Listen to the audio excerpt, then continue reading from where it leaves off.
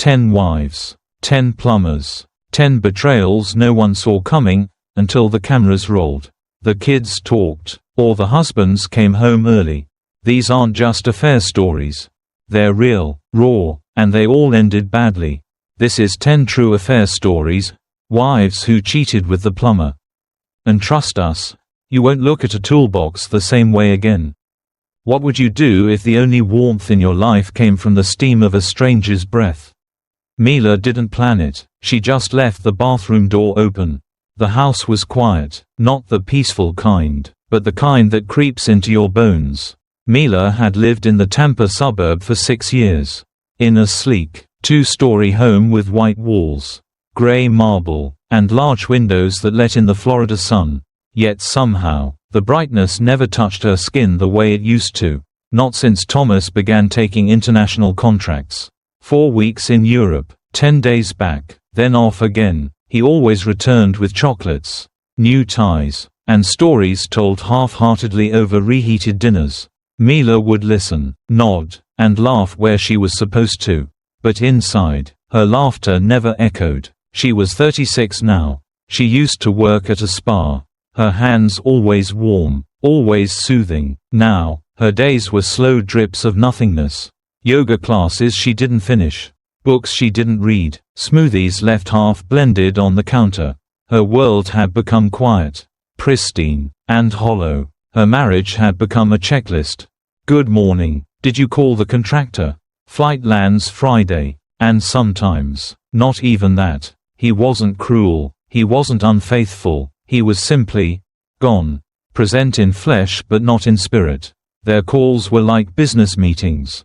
Efficient, hollow. They covered logistics, never feelings. Mila found herself waiting for his voice the way people wait for an elevator, expecting nothing but movement. She started spending more time in front of mirrors. Not in vanity, but in search. Who was she now? A woman with clear skin, a toned body, and eyes that had stopped sparkling. She began choosing silk over cotton, red over beige, perfume over lotion. It wasn't for anyone else. It was for the ghost of herself she was trying to summon. One afternoon, she noticed a damp patch under the bathroom sink. A leak. Nothing serious, but it gave her a reason to do something. To engage with the world beyond Amazon packages and streaming shows. She could have called Thomas's preferred service. But she didn't. She opened her phone and found a local plumbing app with no reviews. No history, just a name. Mason. When she booked the appointment, she chose the earliest available time.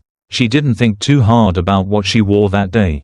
But she didn't wear what she normally would. A silk robe, loosely tied, a camisole underneath. But barely. The day was warm, Florida warm, the kind that made glass sweat and air hum. She opened the windows slightly, letting the breeze stir the curtains. Then she turned on the shower.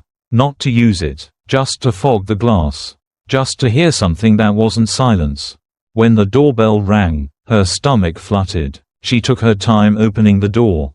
Mason was younger than expected. Maybe early 30s. He had a sun-warmed tan. Short sleeves revealing forearms streaked with work and sun. He smiled politely, eyes flicking just once over her robe before settling on her face. "Mila?"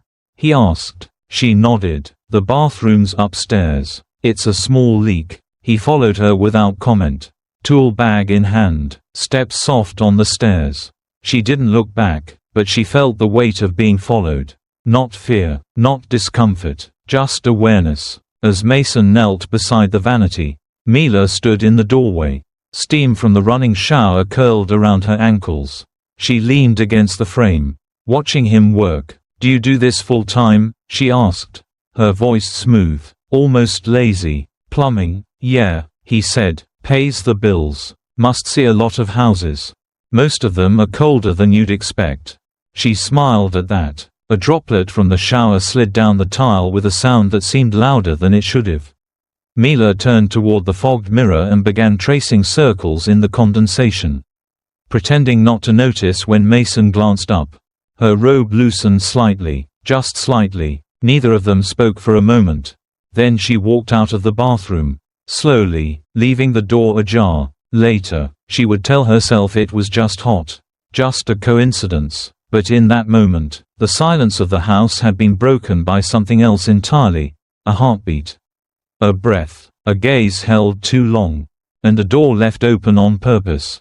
She didn't know then what would come next. But something inside her had shifted. And it wasn't the plumbing. It was the feeling of being seen again. Even if it was just through a curtain of steam. Mason arrived at exactly 10 a.m. Punctual. As promised, Mila heard the knock just as she was smoothing the steam off the bathroom mirror with her palm. The room smelled of eucalyptus and lavender. From oils she hadn't used in months until this morning. The shower still ran behind her, fogging the glass and warming the air. She wore the same silk robe. But today it clung to her damp skin. Not by accident. When she opened the door, Mason stood there in a dark t-shirt and utility jeans. His tool bag slung over one shoulder. His skin had the sheen of someone who worked in the sun. His eyes flicked across her form only for a second before he reset his gaze to professional neutrality. "Hey, Mason, plumbing," he said, unnecessarily. Mila smiled. "Come in, the bathroom's ready." As he walked in, she didn't lead him, she drifted, letting him follow the scent and the heat. When he reached the top of the stairs, she was already back inside the bathroom, wiping a spot from the sink with slow, circular motions. The mirror reflected both of them. He caught her eyes in the glass. "It's the vanity pipe, I think," she said. Mason crouched and slid under the sink. Flashlight in one hand. "Shouldn't take long." Mila leaned against the counter, arms crossed gently beneath her chest. The steam made her skin glow. Her robe, already thin, had started to cling more tightly in patches. A few minutes passed in the sound of clicks, clanks, and Mason's muttered assessments. Then, Mila bent down to pick up a towel, but it slipped from her fingers.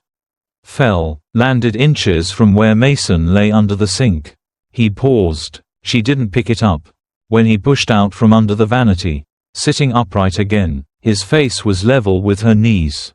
He looked up. Her legs were bare. Their eyes met. She didn't look away. He rose slowly, knees cracking slightly, tension rippling up his shoulders. Mila stepped back slightly, brushing the curtain as she moved. The shower still ran. The room was thick with heat and the sound of dripping water.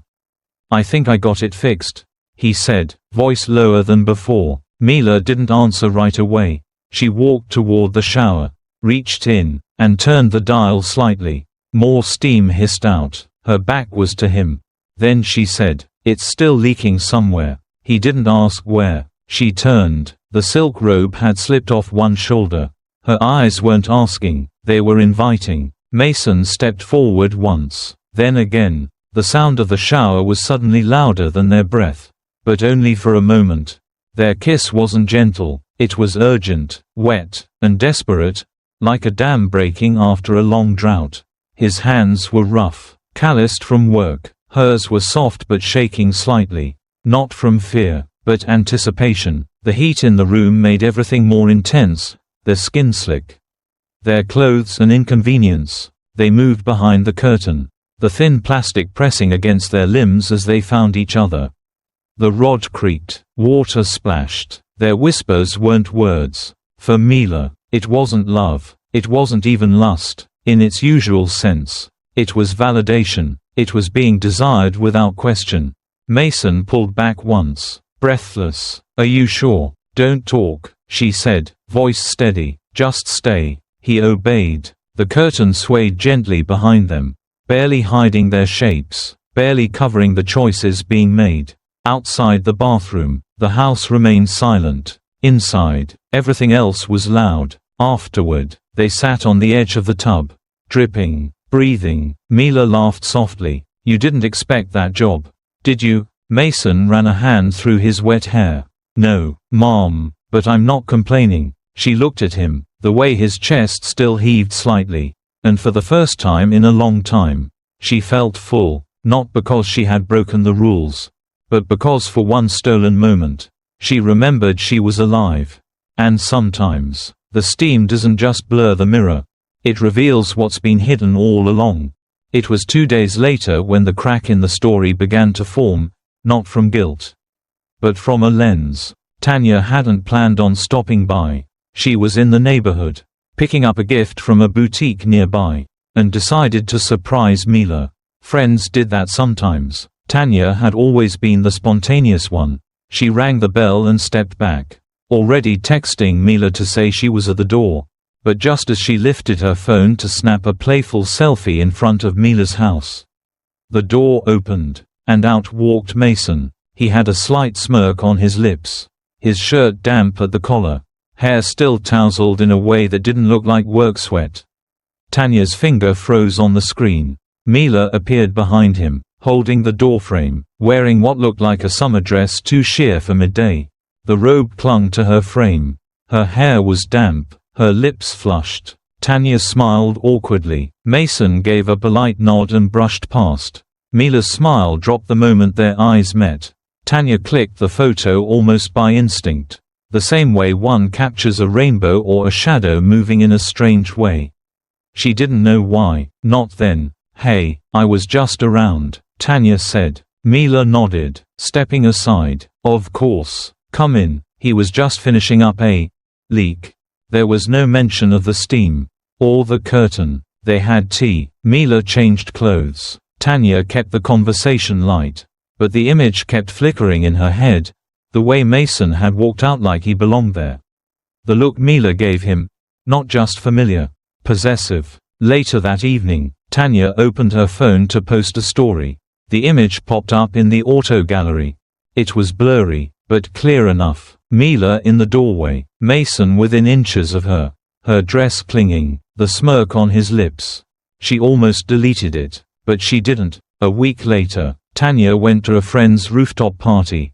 Her phone was passed around to share playlists, take pictures. At some point, someone accessed the wrong album. By Monday, the image had leaked into a private Tampa neighborhood Facebook group, unfiltered and unspoken. By Tuesday, it had been screenshotted. By Thursday, it had made its way into the inbox of a man in Berlin. Mila's husband was in a conference meeting when he saw the message. The subject line simply read, "Your wife." He opened it. There was no text, just the image. He zoomed in. He didn't react at first, just stared. He recognized the dress. He had seen her wear it on one of their anniversary dinners. He remembered how proud she looked, how she said she bought it because it made her feel seen. Now she was seen, by someone else. His first instinct was not rage. It was calculation. He forwarded the image to a colleague in Tampa. Attached a single question. "Do you recognize this man?" The answer came less than an hour later. "Yeah, Mason Herrera, contractor. Did some work for me too." The husband leaned back, closed his laptop. A name, a face, a betrayal. But what hurt more was how easily it had unraveled. Not a grand scandal, not a confession, just a click, a flash, a friend. Mila didn't know, not yet. She was standing in her garden, watering the hibiscus, when her phone buzzed with a message from Tanya. "We need to talk." The sun was high, the steam was gone, but something colder began to rise in her chest. And in that moment, somewhere between the leaves and the breeze, Mila finally felt watched. The curtain had fallen, but the eyes had never left. The knock on the door came late. Not a slam, not a buzz, just the sound of someone who already had the key and decided to use it out of politeness. Mila opened the door, half expecting a delivery, her robe loose around her body, hair still damp from a long, distracted shower. But it wasn't a delivery. It was him. Her husband stood there, suitcase beside him, face unreadable. His eyes didn't roam, didn't accuse. They simply scanned her as if looking for something that had been lost long ago and might still be there, if barely. "Can I come in?" he asked.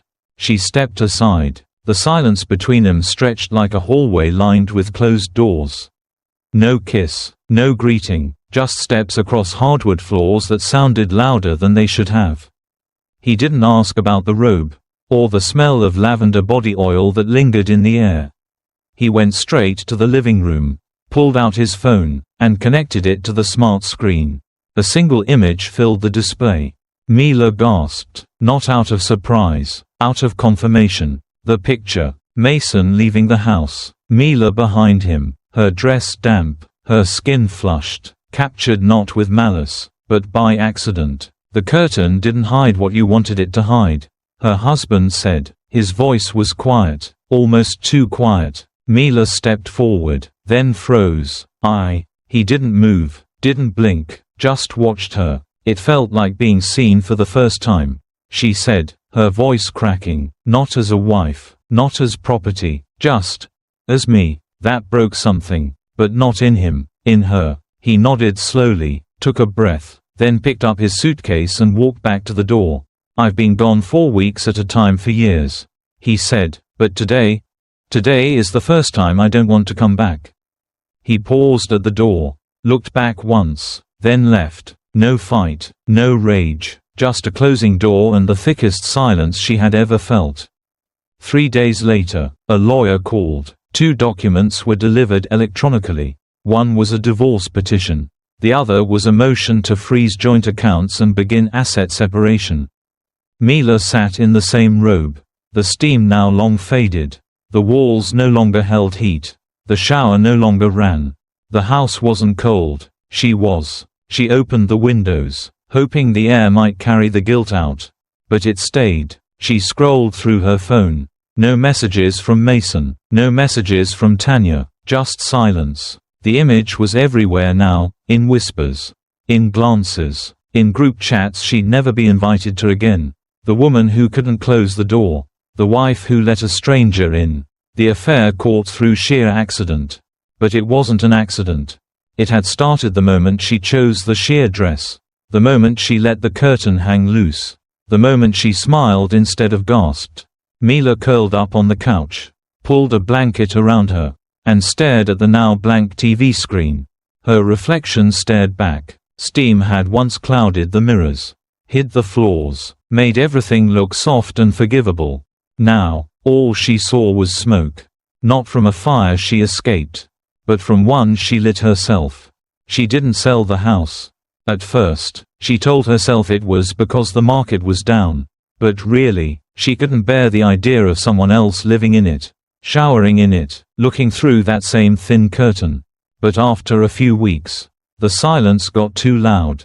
She moved into a small one-bedroom apartment downtown, where no one knew her name, no one whispered her story, and no one cared enough to ask. She used keys now, metal ones. They clicked and scraped. No fingerprints, no voice commands, just the grind of a lock you had to feel. There was no smart mirror in the bathroom, just a regular one, a little chipped at the corner.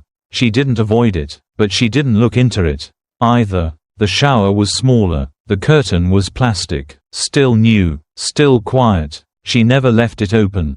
People still whispered, on forums, at clubs, on old threads where someone would dig up the meme again. Tampa's steam queen, one post had called her. Others weren't so kind. Mila never responded. Mason never called. He had quit his job, moved out of state, disconnected his number. Last she heard, he was doing plumbing in Colorado. Off the grid, no forwarding address. Sometimes she wondered if he had done it to erase her, or to erase himself from what had happened.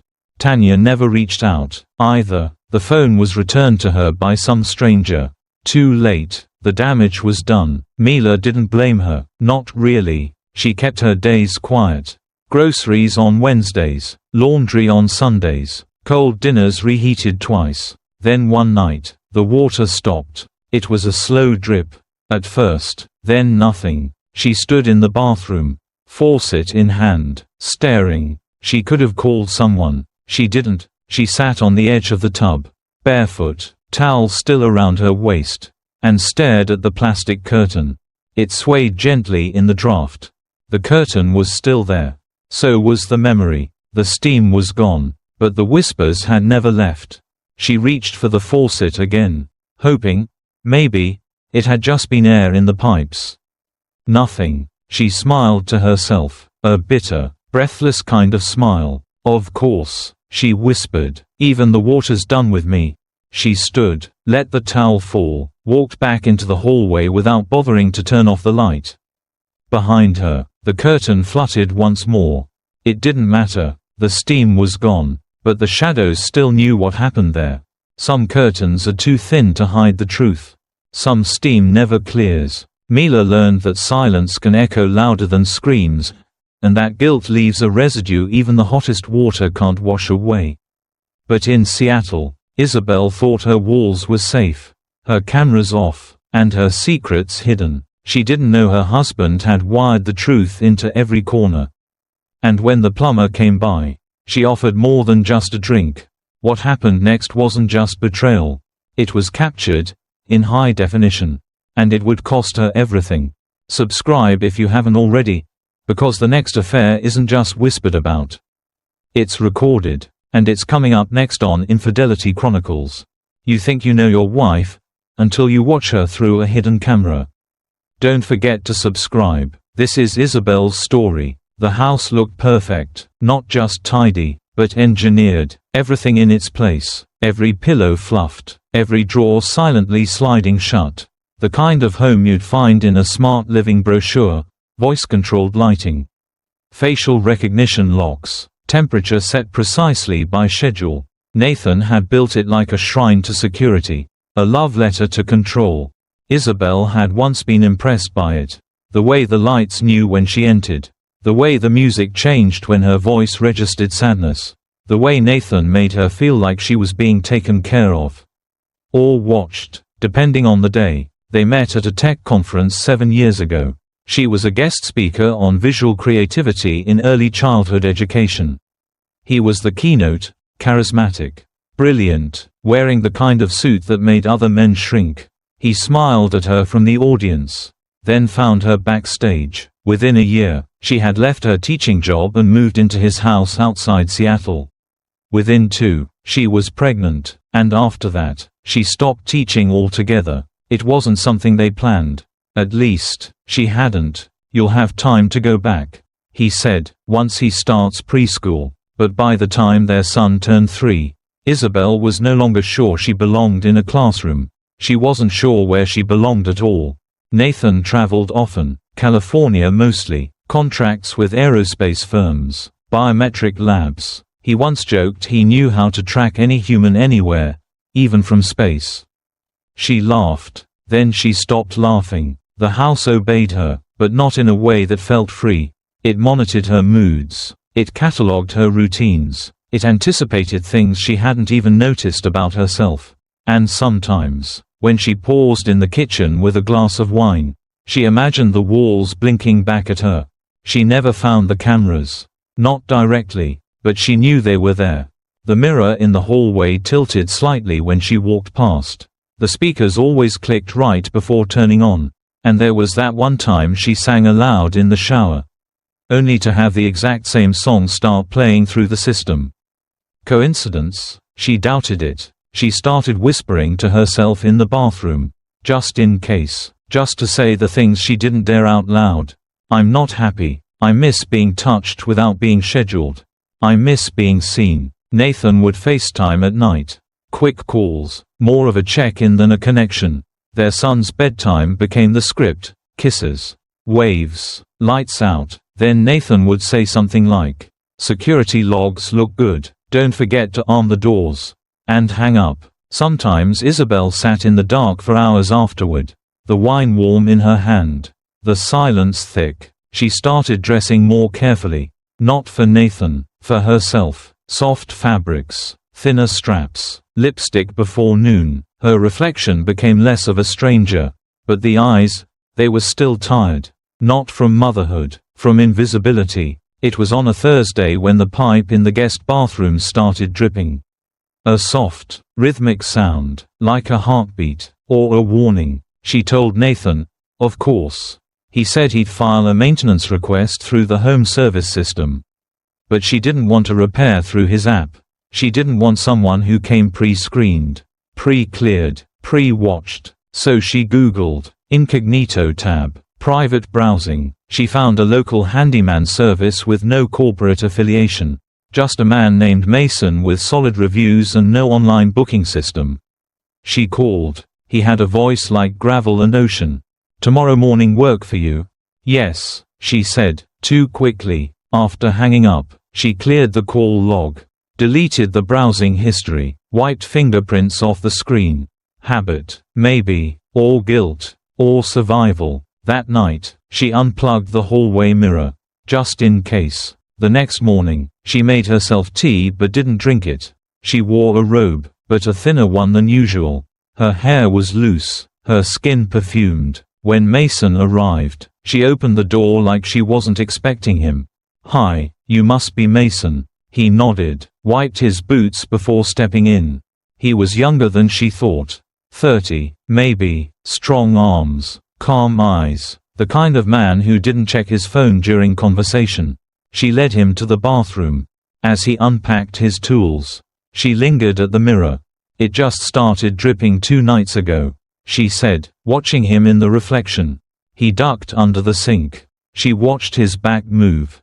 Then she walked out, left the door open, not wide, just enough. The camera on the bookshelf, angled toward the hallway, had been tilted slightly that morning when she dusted. Now it caught just the edge of the doorway. Nothing more. She poured herself wine. Before noon, no one would know. The sound of metal tapping against pipe.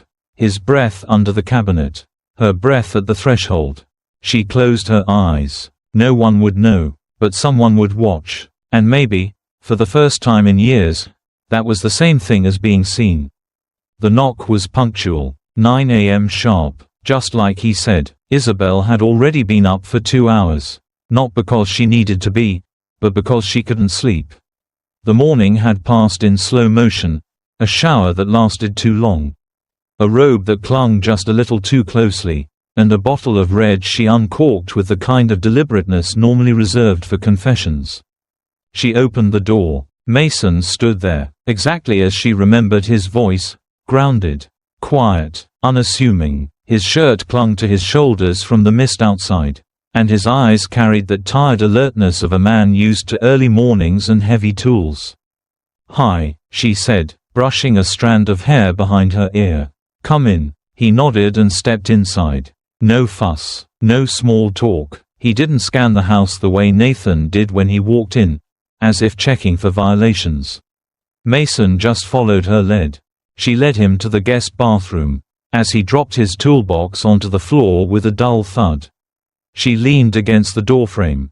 "Drip's been driving me crazy," she said, lifting her wineglass. She caught his glance at the drink. "Bit early for that, isn't it?" he said, half smiling. She shrugged. "It's 5 o'clock somewhere." A silence passed between them. Not uncomfortable, just tight. He ducked under the sink, wrench in hand. Isabel let her gaze trace his back, the way the shirt stretched when he moved, the curve of his neck as he tilted his head to examine the pipe. She turned, walked to the hallway, and pulled the living room curtain shut. Not all the way, just enough to shift the light, just enough to say, "Something's different." When she came back, she brought a second glass. "Want some? I promise I won't tell." He hesitated, looked up at her from beneath the cabinet. "Sure, why not?" She poured it slow. Mason stood, wiping his hands on a rag, taking the glass without touching her fingers. He drank, watching her over the rim. Isabel walked past him, the tie on her robe loosened slightly. Not by accident, not entirely on purpose either. She stood by the fogging mirror, her breath clouding the glass. And she wrote a letter only she could read. "I miss being seen." He caught the words in the mirror. Or maybe just her eyes. The sound of dripping faded. It hadn't stopped. It had just become irrelevant. She turned around. He hadn't moved, still holding the glass, still watching her like a man unsure if he should step forward or apologize and leave. She stepped toward him. "Do you fix more than pipes?" she whispered. Not because she was trying to be coy, but because her voice might break if it went louder. His eyes darkened, not with lust, with warning. "Mrs. Isabel," she interrupted, "just Isabel." The robe slipped, a shoulder, then more. He didn't stop her, he didn't ask. He set the glass down slowly on the counter. When their mouths met, it wasn't urgent, it was inevitable. Years of silence and restraint breaking like old plaster. The steam of the wine, the scent of her skin, the guilt that hadn't arrived yet, but was already circling like fog on a window. They moved together slowly at first, then with the kind of urgency that only comes when you know something is profoundly, beautifully wrong. Outside, the camera on the bookshelf blinked once. Inside, no one noticed. He pulled her close, she pulled him closer, their breath fogged the mirror. The glass steamed, the wineglass fell, shattering. Neither of them looked. The house didn't scream, it simply recorded. When it was over, Mason stepped back, flushed and unsure. Isabel wrapped the robe around herself. But loosely, not with shame. He reached for his tools. She reached for his hand. "Stay," she said, not a plea, a statement. He looked at her, eyes clouded. Does your husband know you called me?" "No, and if he did, he'd send someone with a badge and a background check. Not someone with real hands." That made him pause, then nod. "I should go." "You will, just not yet." He didn't argue. They stood in the haze of it all, sweat, steam, and something worse, clarity. She had closed the curtains. But not tightly enough. And somewhere, beneath the hum of smart home silence, a camera remembered everything.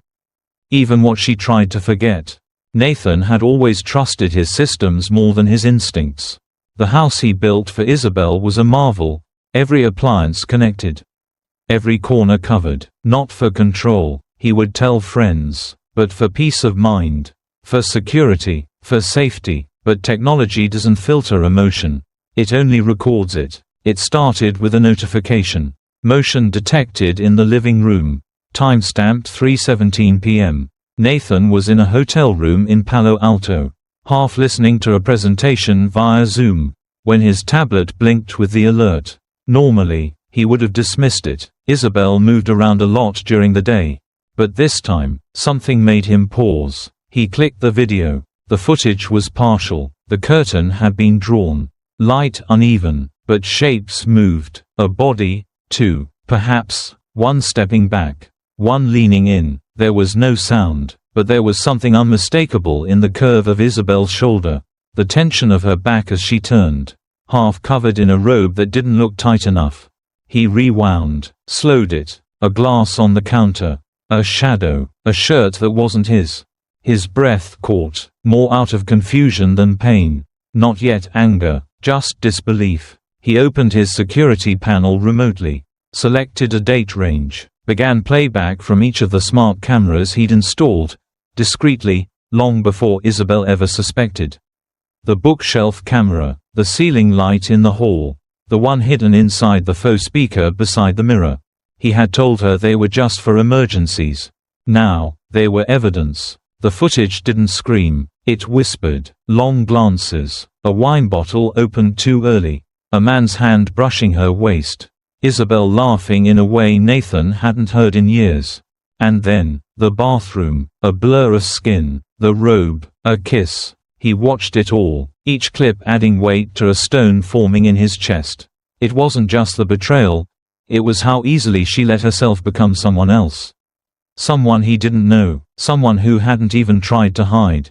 But it wasn't only her. Nathan paused the video, zoomed in. The man, the plumber, Mason. He recognized him from an invoice months ago, routine maintenance. Mason had good reviews, worked freelance, no company logo, clean record. Nathan remembered approving the appointment from the app Isabel used. She'd made it sound innocuous. A small leak. But what he saw wasn't a leak. It was a flood, silent, steady, rotting everything from the inside. He downloaded the footage, encrypted it, stored it on 2 drives. One for backup, one for the lawyer. A pang of guilt flickered in him, and then vanished. This wasn't spying, this was defense. A house wasn't a home if it held secrets under its roof. He sat back in the hotel room's stiff chair. Lights dimmed, the glow of betrayal flickering against his face. He hadn't cried in years. Didn't now, but his jaw clenched until his molars ached. He picked up his phone. No message to Isabel, no confrontation, not yet. Instead, he opened a second app, a backup, one she didn't know about. It accessed the hallway mic.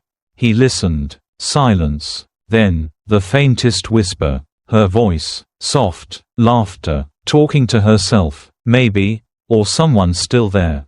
Nathan closed the app. His face blank. His hands steady. A week ago, he'd suspected her of flirting with an ex-boyfriend through late-night texts. He'd read too much into emojis. Wondered if nostalgia was pulling her toward an old flame. He was wrong. It wasn't the past she missed. It was something new, something raw, and he had it all on tape. The irony burned deeper than betrayal. The house meant to protect had become the judge. The cameras he installed not to catch her, but to comfort her, had become silent witnesses. She hadn't known, but the lens never blinked. It simply waited. And now, so would he. Nathan didn't speak when he entered the courtroom. He didn't look at Isabel. He didn't glance at the lawyer beside him. He simply walked to the monitor, inserted the drive, and clicked play. The room dimmed. The first video rolled. A blurred frame. The living room camera. Isabel pouring wine, brushing her hair back, her robe falling slightly at the shoulder. Then, another figure entered. Mason. A hushed gasp from someone in the gallery. Isabel's lawyer shifted in his seat. The second clip began. The hallway. Mason walking out. Isabel behind him, her hand briefly touching the small of his back. No audio, but it didn't need sound. The visual was enough. The third. The kitchen. Isabel laughing, head tilted, hair tied loosely, a different woman from the one Nathan married. Lighter, looser, someone he hadn't seen in years. But now, she was a stranger he could never unsee. Isabel sat frozen, hands clenched in her lap, eyes refusing to rise from the floor. Nathan finally spoke, voice level. This is what I found when I accessed the home system I built for us. For safety, for trust. He turned to the judge. There are timestamps, matching logs. Nothing was manipulated. I didn't want to find this.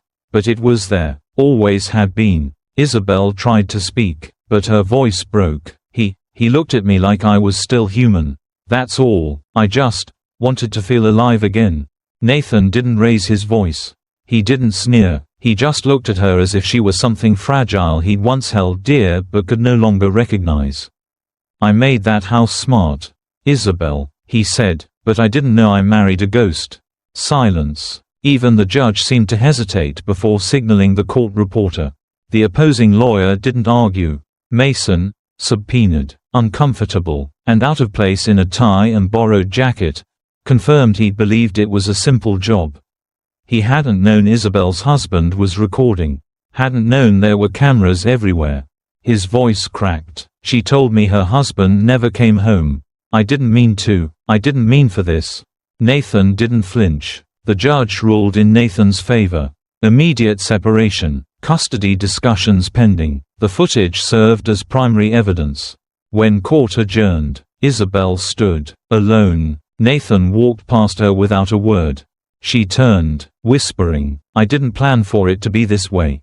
But he was already gone. The smart house they once called home had captured more than infidelity.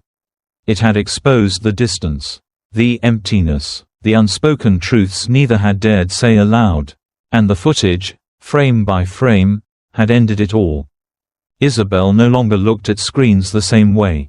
Not after the trial, not after the footage, not after the silence that followed the final verdict. She moved into a one-bedroom apartment on the less expensive side of town, far from the glass. Steel and voice activated everything of the house that used to be hers.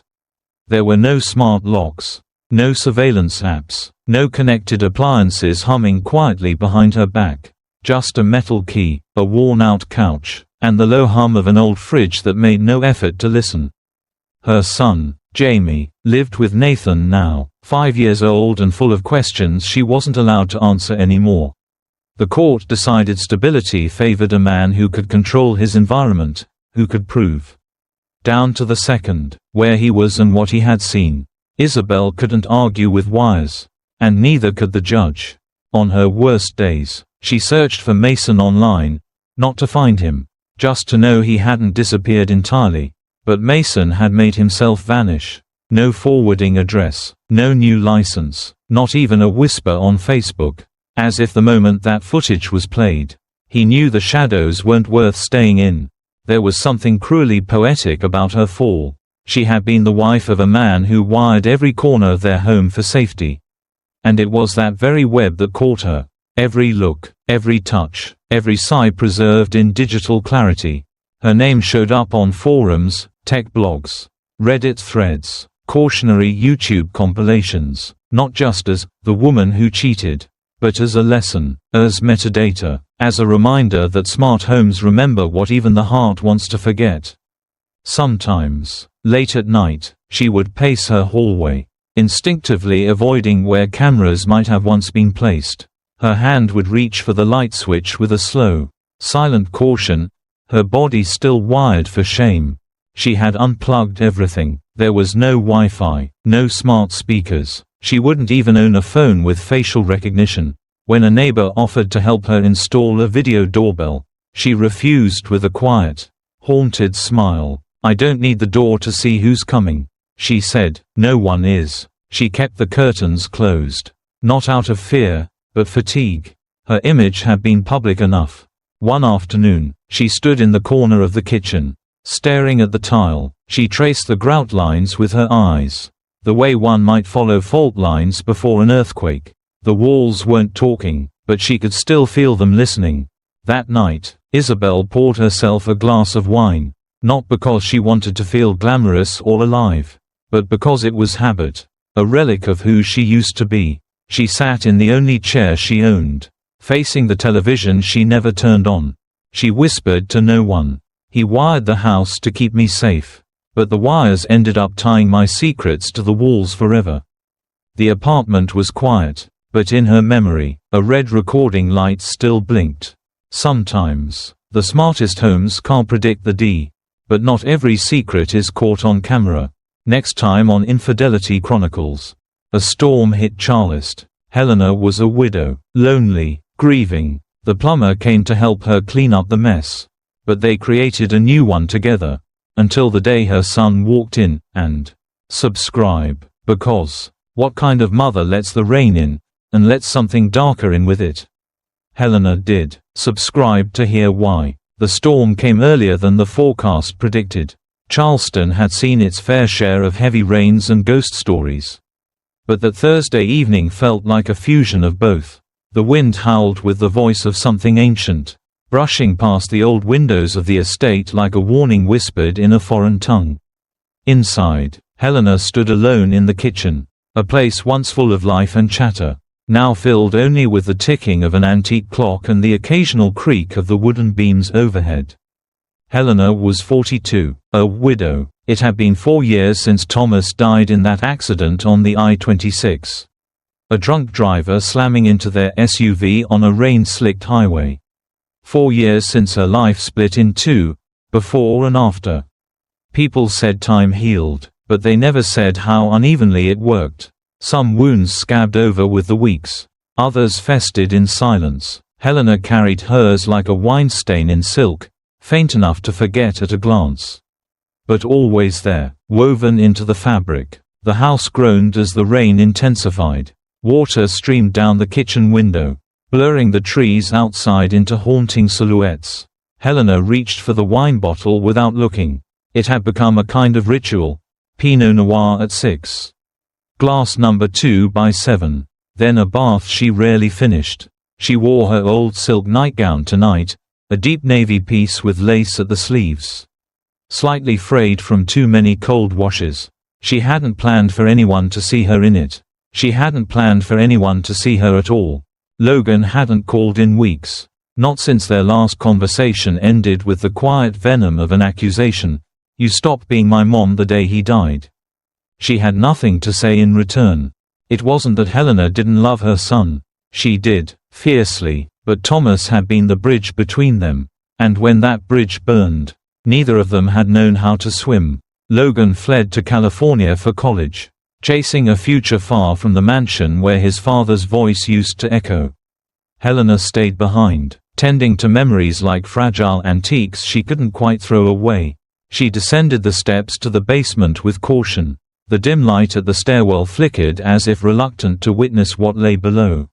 The smell hit her first, damp, metallic, a whisper of decay. When her foot reached the last step, she felt it, the cold kiss of water on her bare skin.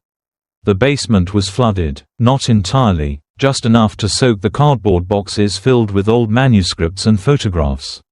To ruin the corners of the Persian rug she had brought back from a trip to Istanbul years ago. She didn't scream, she didn't panic. Instead, Helena turned around, ascended the stairs in silence, and picked up her phone.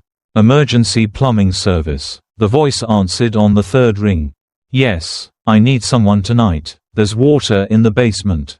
Can you give me the address? Mom, she did, calmly. The dispatcher told her someone would arrive within an hour. Helena thanked them, then poured another glass. The storm hadn't let up. Thunder rumbled like distant artillery. Somewhere deep in the house, a shutter slammed shut with a metallic clang. But Helena didn't flinch. Her gaze had drifted to the fireplace, where an old photograph sat slightly askew. Thomas and Logan, arms slung around each other, both of them sunburnt from a forgotten beach trip. She couldn't remember where it was taken. Maybe Myrtle Beach, maybe Folly. It didn't matter. She stood there for a long time, glass in hand, body still, until the doorbell rang, a jarring sound against the quietude of her world. She opened the door. He stood there, dripping wet, the kind of man built for work and long days. Young, too young, perhaps, early 30s at most. His uniform was orange, utility style, with reflective strips that caught the porch light and shimmered faintly. His hair was dark, plastered to his forehead from the rain, and his eyes were a green so intense they seemed lit from within. "Mom, I'm here for the basement." His voice was low, edged with that southern politeness that didn't belong in today's world. Helena nodded and stepped aside. As he entered, she caught a trace of something earthy and raw, wet soil, metal, and cologne barely hanging on beneath the storm. "It's down the hall, door at the end." He looked around, eyes lingering on the high ceilings, the faded wallpaper, the gallery of old frames leading to the stairwell. Beautiful house. It used to be. She didn't realize she'd said it out loud until he turned and gave her a look. Not pity, not quite curiosity either, something else. An understanding, maybe, or at least a recognition of grief. The kind that didn't require stories. He descended the steps, toolkit in hand. She heard the soft slosh of water again. Then silence. Then the gentle clinking of tools. She sat on the couch, glass trembling in her hand. Not from fear, from something closer to anticipation, though she couldn't name what for.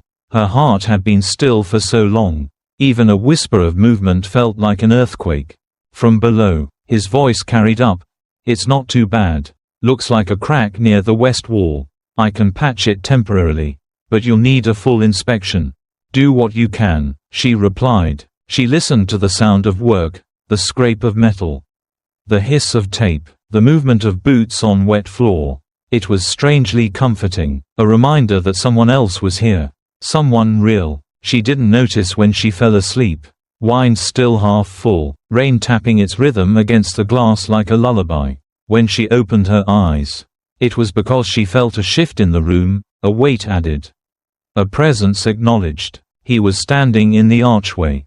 "I did what I could," he said, voice quieter now. She blinked, realized the fire had gone out, realized she hadn't moved in nearly an hour.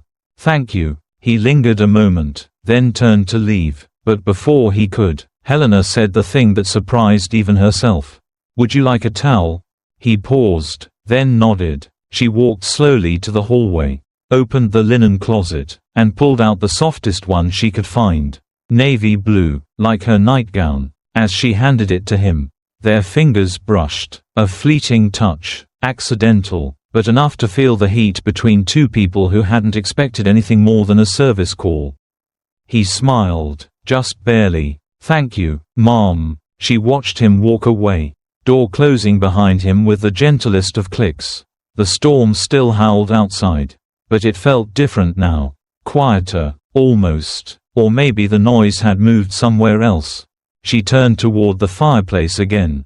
The photo was no longer askew. Somehow, it had straightened. She didn't remember fixing it. And yet, she picked up her glass, took the last sip, and stared out the window. The basement had flooded, but her heart had been empty far longer. The rain didn't stop. It slid down the windows like silent tears while thunder rolled through the sky in long, shaking growls. In the basement, the water had begun to settle, forming a still, shallow pool that mirrored the soft yellow light of the single bulb Jason had rigged up from the breaker box.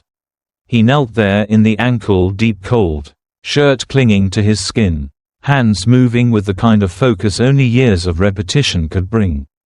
He didn't speak much, not because he was rude or withdrawn, but because the silence itself seemed sacred inside that old house. Helena stood at the top of the stairs, wrapped in a shawl now, the lace edge of her nightgown barely visible beneath. In one hand, she held a steaming cup of tea. In the other, a towel, still warm from the dryer. She hadn't meant to watch him work, but there was something magnetic about the way he moved, unbothered by the wet. Unhurried in his precision, he looked up. Their eyes met across the water and wood. Through dimness and history, Helena started to speak, then stopped. She descended slowly, the wood steps creaking underfoot like voices waking in their sleep. Jason stood as she reached the last stair, his frame taller than she'd anticipated, his eyes softer now in the yellow light. "I thought you could use this," she said, holding out the towel first. "Thank you," he said, voice quieter in the basement, less like a stranger now. She passed him the tea. His fingers brushed hers again, this time with the barest pause. His hands were rough, warm despite the chill. Helena noticed the way he looked at her, not with hunger or flirtation, but with curiosity, with presence, with a kind of reverence she hadn't felt in years. She watched him take a sip. "I didn't mean to stare," she said. "You weren't." They stood there, the hum of the house returning, pipes groaning, rain muttering against the walls. And beneath it all, the shared quiet of two people who had, somehow, wandered into each other's gravity. Jason looked around the basement. "You could turn this into something beautiful," he said. Helena blinked. "It used to be a study. My husband wrote here." Jason nodded as if he understood. "Now it's a basin. A grave," she added, not to him, but to the room itself. He crouched again, examining the sealed crack he'd bandaged with temporary compound. The silence stretched until she asked, without thinking, "Have you ever lost someone?" He paused. "My brother, 4 years ago, motorcycle accident." Helena's breath caught. "Thomas died the same year," she said. "Car crash." Jason looked up. "You never really get used to it, do you?" "No," she said, voice breaking ever so slightly. "You just learn to move around the empty spaces." She stepped off the stair, the water cold against her feet. She didn't mind. She walked to the old desk pushed into a corner, one leg broken. It had belonged to Thomas. She placed a hand on it gently, like touching the shoulder of a ghost. Jason joined her, his boots sloshing softly. "This house," he said, "feels like it remembers everything." She nodded. "Sometimes I wish it didn't." She looked up at him then. Close now. His face was damp, a drop of water hanging from his jaw. Without thinking, she reached up and brushed it away. It was a small thing, a tender, human gesture, but it cracked something. Jason's breath caught in his chest, and Helena could see the weight he carried in his shoulders, the same weight she bore. Loss, silence, the yearning for something unnamed. For a moment, they simply looked at each other, time slowing like water thickening around their ankles. "I should," he began. But her hand stayed on his face. "You don't have to." It wasn't seduction, not in the usual sense. It was recognition. She wasn't offering her body. She was offering her loneliness, her ache, her pulse, a tether out of isolation. Jason leaned into the touch. Their foreheads met, breath mingling in the musty air. For Helena, it wasn't just a touch. It was resurrection, for the first time in years. She felt like something more than a memory keeper. She wasn't a widow in that moment. She was a woman, alive, present, wanted. When his hands finally found her waist, they didn't grope or clutch. They held, as if trying to memorize the shape of a moment. Her silk nightgown, still clinging to her, made her feel vulnerable, almost indecent. But Jason looked at her like she was made of something sacred. They didn't speak, there was no need. When she kissed him, it wasn't fire, it was water, slow, enveloping, quiet, like being pulled under not by force, but by surrender. The basement smelled of damp stone, old wood, and the faintest hint of lavender from her towel. The storm outside dulled to a low moan, wind threading through broken shutters like a breath through parted lips. She led him to the dry corner by the window. The old Persian rug, though soaked in places, had a patch untouched by the flood. She lay back there, hair splayed, heart pounding against her ribs like wings trying to open. Jason hovered over her, unsure, but her eyes told him what words could not. It was okay. It was more than okay. They undressed each other with reverence, as though folding away armor. Every scar, every sigh, every shiver acknowledged, not erased, not hidden. By the time the lightning lit the sky again, the basement had changed. It was no longer a grave. It was a bedroom. Hours passed unnoticed. When Helena woke, she was covered by his jacket. Still warm, Jason was sitting by the stairs, watching the rain through the high window. "You stayed," she said. He turned. "I didn't want to leave you down here alone." She sat up. Her bones ached, but not from age, from release, from the trembling aftermath of being seen. "Thank you." Jason nodded. Outside, the storm had broken. A gray dawn began to seep through the sky. The basement smelled different now, like breath after a long cry, like the first clean moment after a storm. Jason stood, offered her a hand. She took it. As they climbed the stairs together, Helena didn't look back. The house would remember, but now, so would she. The storm never really stopped. Not outside, and certainly not inside her. It would quiet for a while, a stillness between heartbeats, between thunderclaps, but it was always there, humming beneath the surface. Helena waited for the sound of rain like someone waits for a lover's voice. Each time the sky darkened, something inside her stirred, and each time it poured, Jason returned. Their meetings weren't planned, not officially, but the pattern formed quickly. Whenever clouds swelled over Charleston, Helena found herself preparing. Warm towels, lit candles, sometimes a bottle of wine left uncorked beside the sink. The basement no longer smelled of mildew and sorrow. It smelled of lavender and coffee. The things lived in and lingered over. Jason arrived with boots damp and eyes quiet. He never used the front door anymore. He didn't have to. The storm called him, and Helena answered. They made no declarations, no promises, just touches in the dark and whispers between breaths. She didn't ask about his life outside the house, and he didn't ask about hers in the daylight. What they had was between the rain. Once, he pressed his ear to her chest and murmured, "You sound like thunder." She had smiled at that, because no one had ever said anything more true.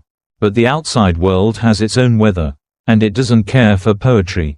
It was a Tuesday evening when Logan tried to FaceTime her. She saw the screen light up, his name glowing across the silence, and her finger hovered above the accept button, then didn't move. She let it ring out. Jason was still in the shower upstairs, and Helena stood in the hallway, heart thumping in guilt's rhythm. When the call ended, she set the phone down face down. Another buzz. A text. "Everything okay, Mom?" She didn't answer. That week, Logan called twice more, then he emailed, then he called her bank. He noticed her spending had changed. Large transfers to boutique stores. A new mattress ordered to be delivered anonymously. Subtle shifts, but not subtle enough. She'd begun to hum again, to smile mid-conversation when she forgot he was watching. And one night, during a thunderstorm in LA, Logan decided something was wrong. He didn't tell her he was coming home. He simply packed a bag, booked the earliest red-eye, and told himself he was going to make sure his mother was okay. That she wasn't losing her mind. Or worse, being taken advantage of. The house was quiet when he arrived. The rain soft, but steady, his old key still worked. And when he stepped inside, it felt like entering a time capsule. The same rug, the same photographs, the same smell of old wood and forgotten dinners. He called out, "Mom," no answer. He heard a sound then. Faint, muffled, from the basement. He walked slowly, pausing at each step like the house might tell him to stop. But it didn't. As he neared the basement door, he noticed something strange, a faint glow from beneath. Light, candlelight. He opened the door and descended. And there, at the bottom of the stairs, he saw something that did not compute. A man, shirtless, wearing work pants streaked with mud, sitting on the edge of the old desk, drying his hands with a towel that once belonged in their family linen closet. Jason froze. Their eyes met. Neither spoke. Then Helena stepped into view. Behind Jason, wrapped in a long robe, hair still damp, eyes wide and caught between worlds. Logan stopped breathing for a moment. "Mom," the word was barely a sound.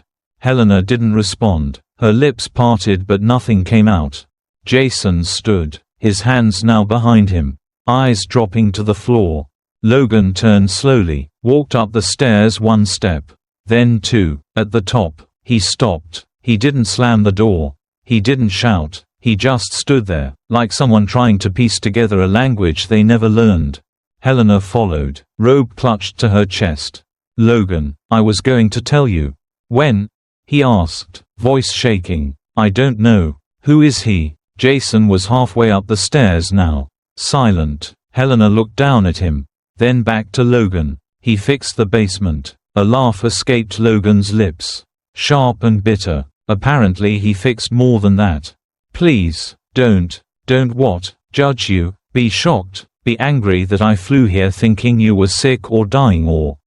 "I don't even know." She reached out. He stepped back. "I lost Dad too, Mom." "I know. No, I don't think you do. Because instead of leaning on me, you disappeared, you shut down, and now I come back and you're playing house with some guy who crawled out of the plumbing." Jason flinched at that, but said nothing. Helena's voice cracked. "It wasn't planned. It wasn't supposed to happen. But it did." The rain intensified outside, slamming against the windows like angry fists. Helena turned away, one hand covering her mouth. Jason finally spoke. "I should go." But Logan turned to him. "No, you should have never been here in the first place." Helena's eyes flared. "Don't speak to him like that." Logan looked at her like he no longer recognized her.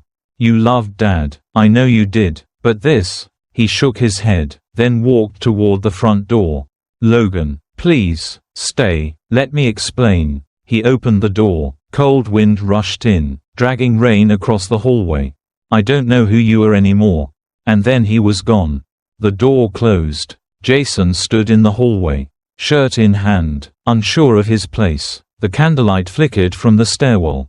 Helena turned, trembling. "He hates me." Jason shook his head. "He's hurt." "That's not the same thing." She looked at him, eyes brimming. "You should go too." Jason didn't argue. He placed the towel on the banister, nodded once, and walked out into the rain.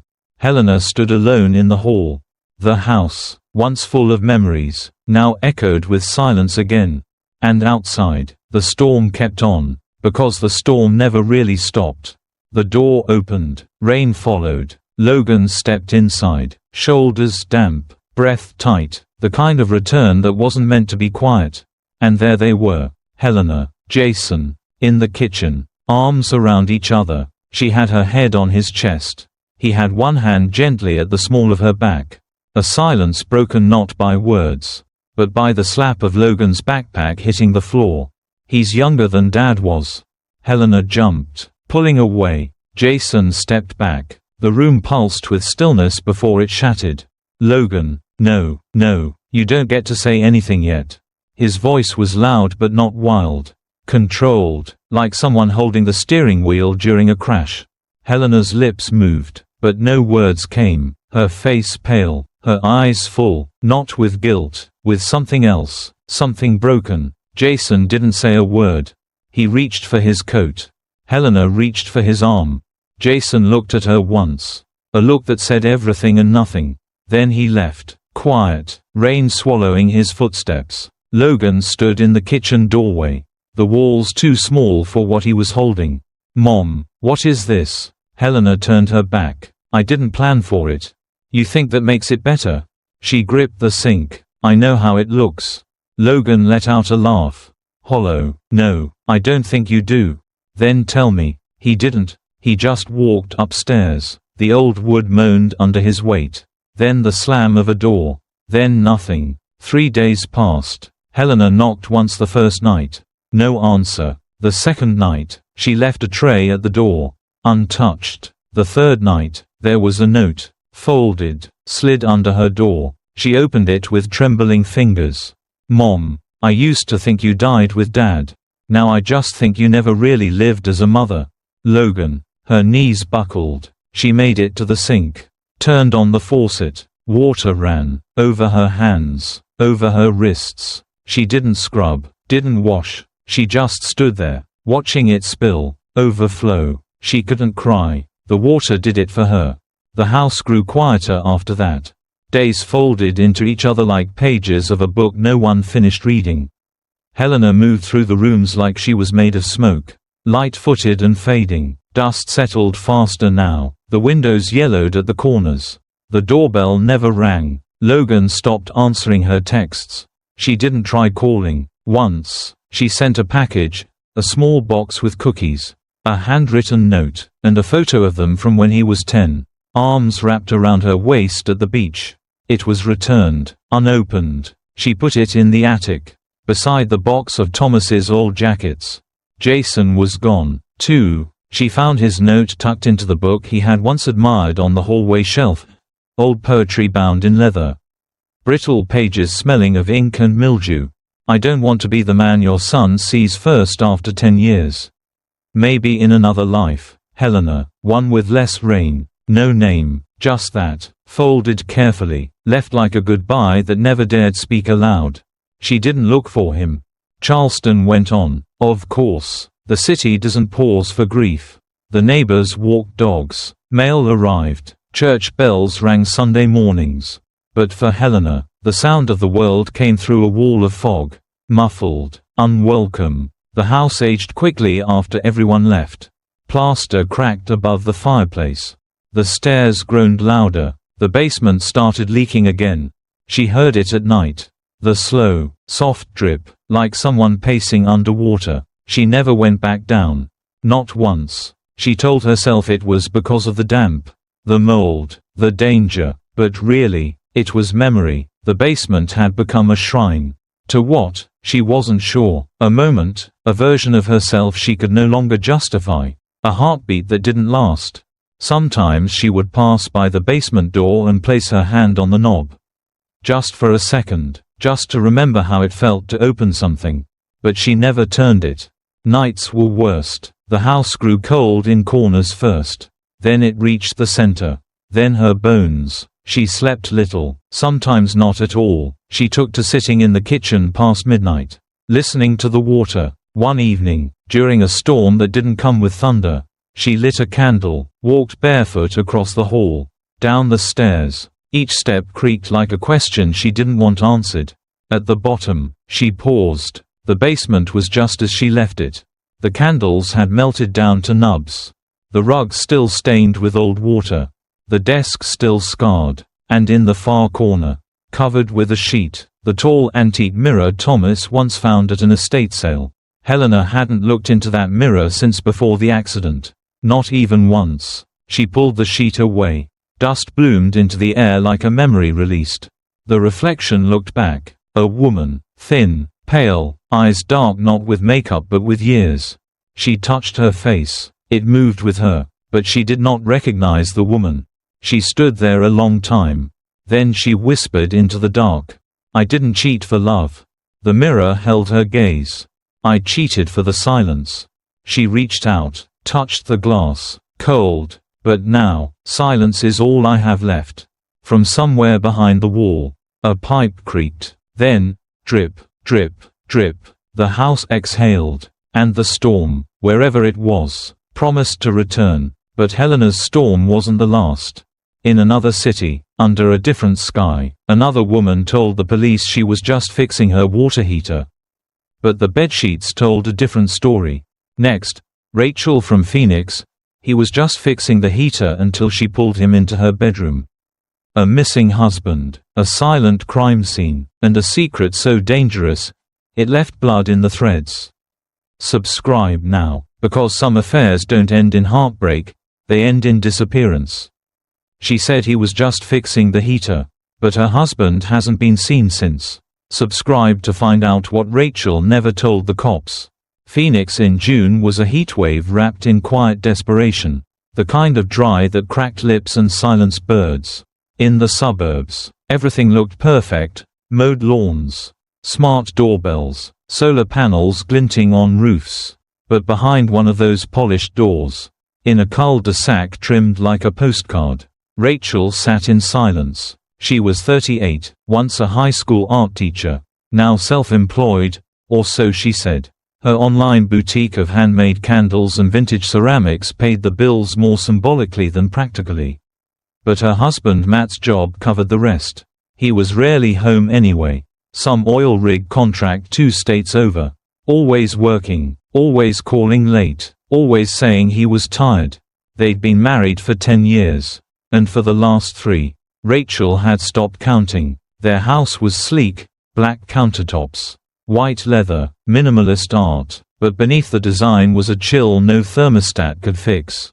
Rachel filled her days with tasks that didn't matter: cleaning already clean things, scrolling without reading, cooking for one. The silence had become routine, almost protective, until the water heater broke. It was a Thursday, noon. The sun poured through the kitchen window like a threat. She noticed it first when her shower ran cold, then again when the tap sputtered lukewarm. No hot water, no big deal. She called the first number Google offered. Desert Heat Plumbing. The receptionist said someone could be there within the hour. She said yes, not because she cared about the heater, but because it meant someone would knock. She didn't change out of her robe, just brushed her hair and sprayed perfume on her wrists. Something subtle, citrusy, something Matt had once liked. The knock came sooner than expected. 3 short raps. No doorbell. Rachel opened the door and met Theo. He looked like the kind of man who didn't need to talk much. Tall, broad-shouldered, tan from outdoor work, hair a little too long, beard a little too unkempt. He wore a company shirt with a name patch and heavy boots that thudded softly as he stepped inside. "Water heater?" he asked, voice low and even. Rachel nodded. "This way." She led him through the hall, past the spotless living room, into the garage where the heater sat humming like an old dog trying to breathe. He knelt, opened the panel, and began to work. Rachel didn't leave. She stood near the doorway, one hand resting on the frame, eyes following every motion, the way his forearm flexed as he turned the wrench, the subtle grunt when he had to reach, the sweat beginning to form just below the collar of his shirt. She told herself she was just watching to learn. But she wasn't. Theo didn't say much, just occasional mumbles to himself. Clicks of tools, the rhythmic drip of water from the base of the unit. Drip, drip, drip. Outside, the sun glared. Inside, something else was heating. "Want some water?" she asked. He looked up, a line of sweat sliding down the side of his face. "Sure, thanks," she returned with 2 glasses. Handed him one. Their fingers brushed. It was barely a touch, but it stayed. He drank, nodded once, and went back to work. She didn't leave, just leaned against the wall now, legs crossed at the ankle, robe slipping slightly from her shoulder. She didn't fix it. Theo noticed. He didn't comment, but his hands moved slower. Rachel tilted her head, observing him like a painting she was trying to decipher. What she saw wasn't just a man. It was attention, focus, heat, things she hadn't felt in years. Matt used to look at her like that. Before business trips, before exhaustion, before everything became scheduled. Now, she felt like a woman again. A woman being seen. Theo stood. Should be good now, might need a part replaced long term. But it'll hold. Rachel nodded, then took a step closer. Thank you. He looked down at her. Really looked, no pretense. It's my job. She smiled. Still, you came fast. I live nearby. She held his gaze a second too long. Then said, let me walk you out. At the door, she paused. The light caught her eyes. They were the kind that held storms behind clear skies. Theo adjusted his tool bag. Well, have a good day. She didn't answer, just looked at him. Then, softly, if anything breaks again, I'll call. He met her eyes. Sure. Then he left. Rachel closed the door, leaned against it. The house was silent again. But different. She walked to the kitchen, finished the water he left, then stared at the glass a long time. Something had cracked, and it wasn't the heater. The next morning, Rachel woke up earlier than usual. The sheets were still warm beside her, but only from memory. Matt hadn't been home in 12 days. He called the night before, just a quick check-in. His voice was always tired, like sleep lived in his bones now. They spoke for 4 minutes. She made coffee, sat by the window. Arizona sun crawled across the floor like something alive. She didn't open the curtains all the way. At 9:17 a.m., her phone buzzed. A message from Desert Heat Plumbing. Follow-up scheduled for Friday between 12 to 2 p.m. Her thumb hovered over the screen. Then typed, "Can I request the same technician?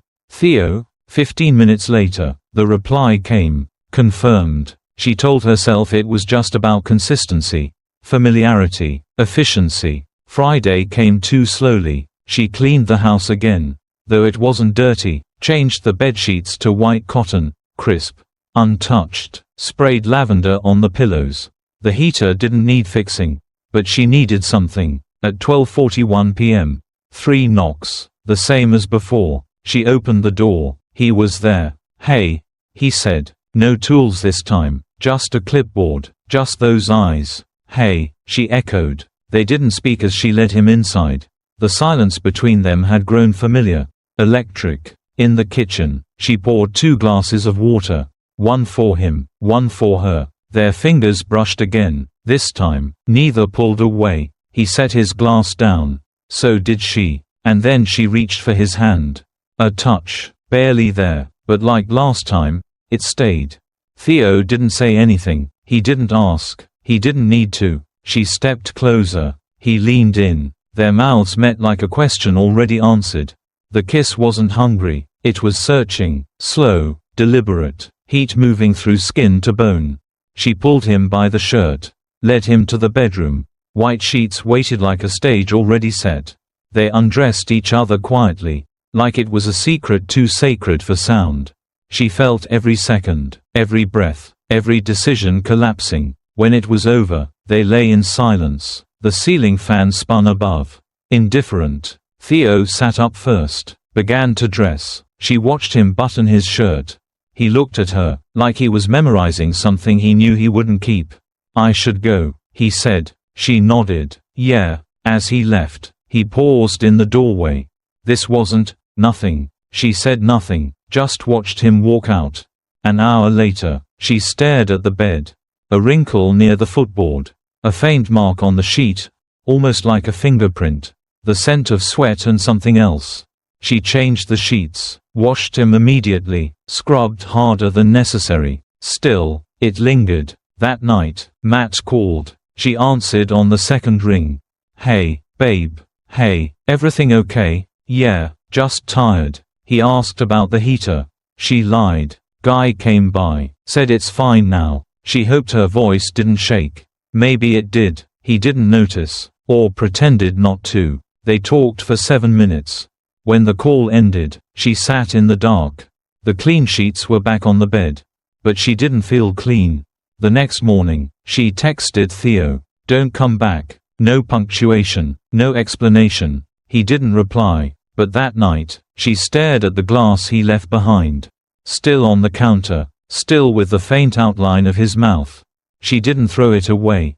She just left it there. Like a question she didn't want to answer. Like a truth she couldn't unknow. And deep inside, something whispered, "You opened the door, and now, It won't close. Matt came home 3 days earlier than planned. The flight was last minute. No announcement, no warning. He walked through the front door just after 8 p.m. on a Tuesday. Suitcase in one hand, tie loosened, fatigue written across his face. He called out, "Rachel." She froze in the kitchen. The smell of rosemary still in the air from the solo dinner she hadn't expected to explain. He kissed her cheek. She tensed slightly. "You okay?" he asked. "Yeah, just surprised. I missed you." She smiled, a brittle, delayed smile. "Me too." The house looked the same. Too same. Matt's eyes were trained for patterns. Years of engineering had wired him to notice small changes. And there were changes. The bed was freshly made. Too tightly tucked. The scent on the pillows wasn't hers. Not quite. In the bathroom, a towel folded the wrong way. New toothbrush still in its wrapper under the sink. And yet, nothing he could prove. Until dinner, he reached across the table. "Did anyone come by while I was gone?" Rachel paused, then shrugged. "The plumber. Remember, the heater." Matt nodded. "Anyone else?" She shook her head. "No." He didn't press. The next morning, while Rachel showered, Matt opened the garage door. Looked at the water heater. Perfectly fine. No visible fix. No replacement parts. He stood there for a long time. That afternoon, he went to a hardware store. Bought a set of wireless cameras. Small, hidden, easy to monitor from his phone. He didn't tell her. The cameras went into the living room, kitchen, hallway, and garage, one even tucked inside the smoke detector in the bedroom. That night, Rachel's phone buzzed. A message from Theo. "Just checking in." Her heart stopped. She typed back, "You can't come anymore. He's home." Then again, he installed cameras. No reply. The next day passed in slow dread. Matt acted normal, loving, too loving. Rachel jumped at every sound, every buzz. 2 days later, she opened the front door to get the mail. And Theo stood there. No uniform, just jeans, a t-shirt, and that look. "What are you doing here?" she hissed. "I just wanted to see you." "You can't be here." He started to speak. From inside the house, Matt's voice, "Rach, everything okay?" Theo's eyes went wide. He backed away. She turned. "Just the mail." Matt came out, wiping his hands. Saw Theo. Stopped walking. The two men stared at each other. Matt stepped forward. "Who's this?" Rachel froze. "It's the plumber." Matt's face shifted. "Really? The same one?" Theo said nothing. Matt's tone sharpened. "Got something else to fix?" Theo looked at Rachel once. Then turned. "No, sir, just leaving." He walked back to his truck. Drove off. Matt turned to Rachel. "You said he wasn't coming back." She said nothing. That night, Matt reviewed the camera feeds. But the bedroom file was missing. Corrupted. Glitched. Gone. He stared at the screen. Then at Rachel, asleep beside him. His hand hovered over her shoulder. But he didn't touch her. The next morning, he was gone. No note. No packed bag. Just an empty closet and a missed call from his number that never came again. Rachel reported him missing after 36 hours. To the police, she said, "He seemed tired. Maybe he needed space." To herself, she whispered, "I told him the truth. Mostly." But the silence grew louder each day. And in the garage, the heater hummed. Steady. Too steady. Like it was hiding something beneath its warmth. Or mourning someone who never got to leave. The detective's name was Halloran. He had the look of someone who didn't trust easy, or ever. Sharp jaw, coffee breath, notebook always half open in his left hand. He sat across from Rachel in the living room. Elbows on knees, voice low. "When was the last time you saw your husband?" "Mrs. Cole." Rachel stared at the coffee table. Her hands were wrapped tightly around a lukewarm mug she hadn't touched. 3 days ago, morning, I was asleep. When I woke up, he was gone. Did he say anything? Leave a note? She shook her head. He sometimes just needs space. Halloran nodded slowly. Right, and there's no history of him vanishing before. No, not like this. Any fights? Tension? We've had issues, like anyone. But nothing like that. Her voice cracked on the last word. It wasn't acting. The fear was real, but the guilt wove underneath like a hairline fracture. Halloran closed his notebook. "Do you mind if we take a look around?" Rachel hesitated, then nodded. 2 offices went upstairs, another to the garage. Halloran wandered the kitchen, looked at the counter, spotted a glass, smudged, faint lip print, mail. In the bedroom, one of the officers called out, "Detective." Halloran entered. The officer held up a bedsheet. "Still damp, fresh wash, smells like bleach." He nodded. "Bag it." They found the camera system. Checked the feed. All intact, except one segment. The night mat disappeared. The bedroom camera showed a corrupted file.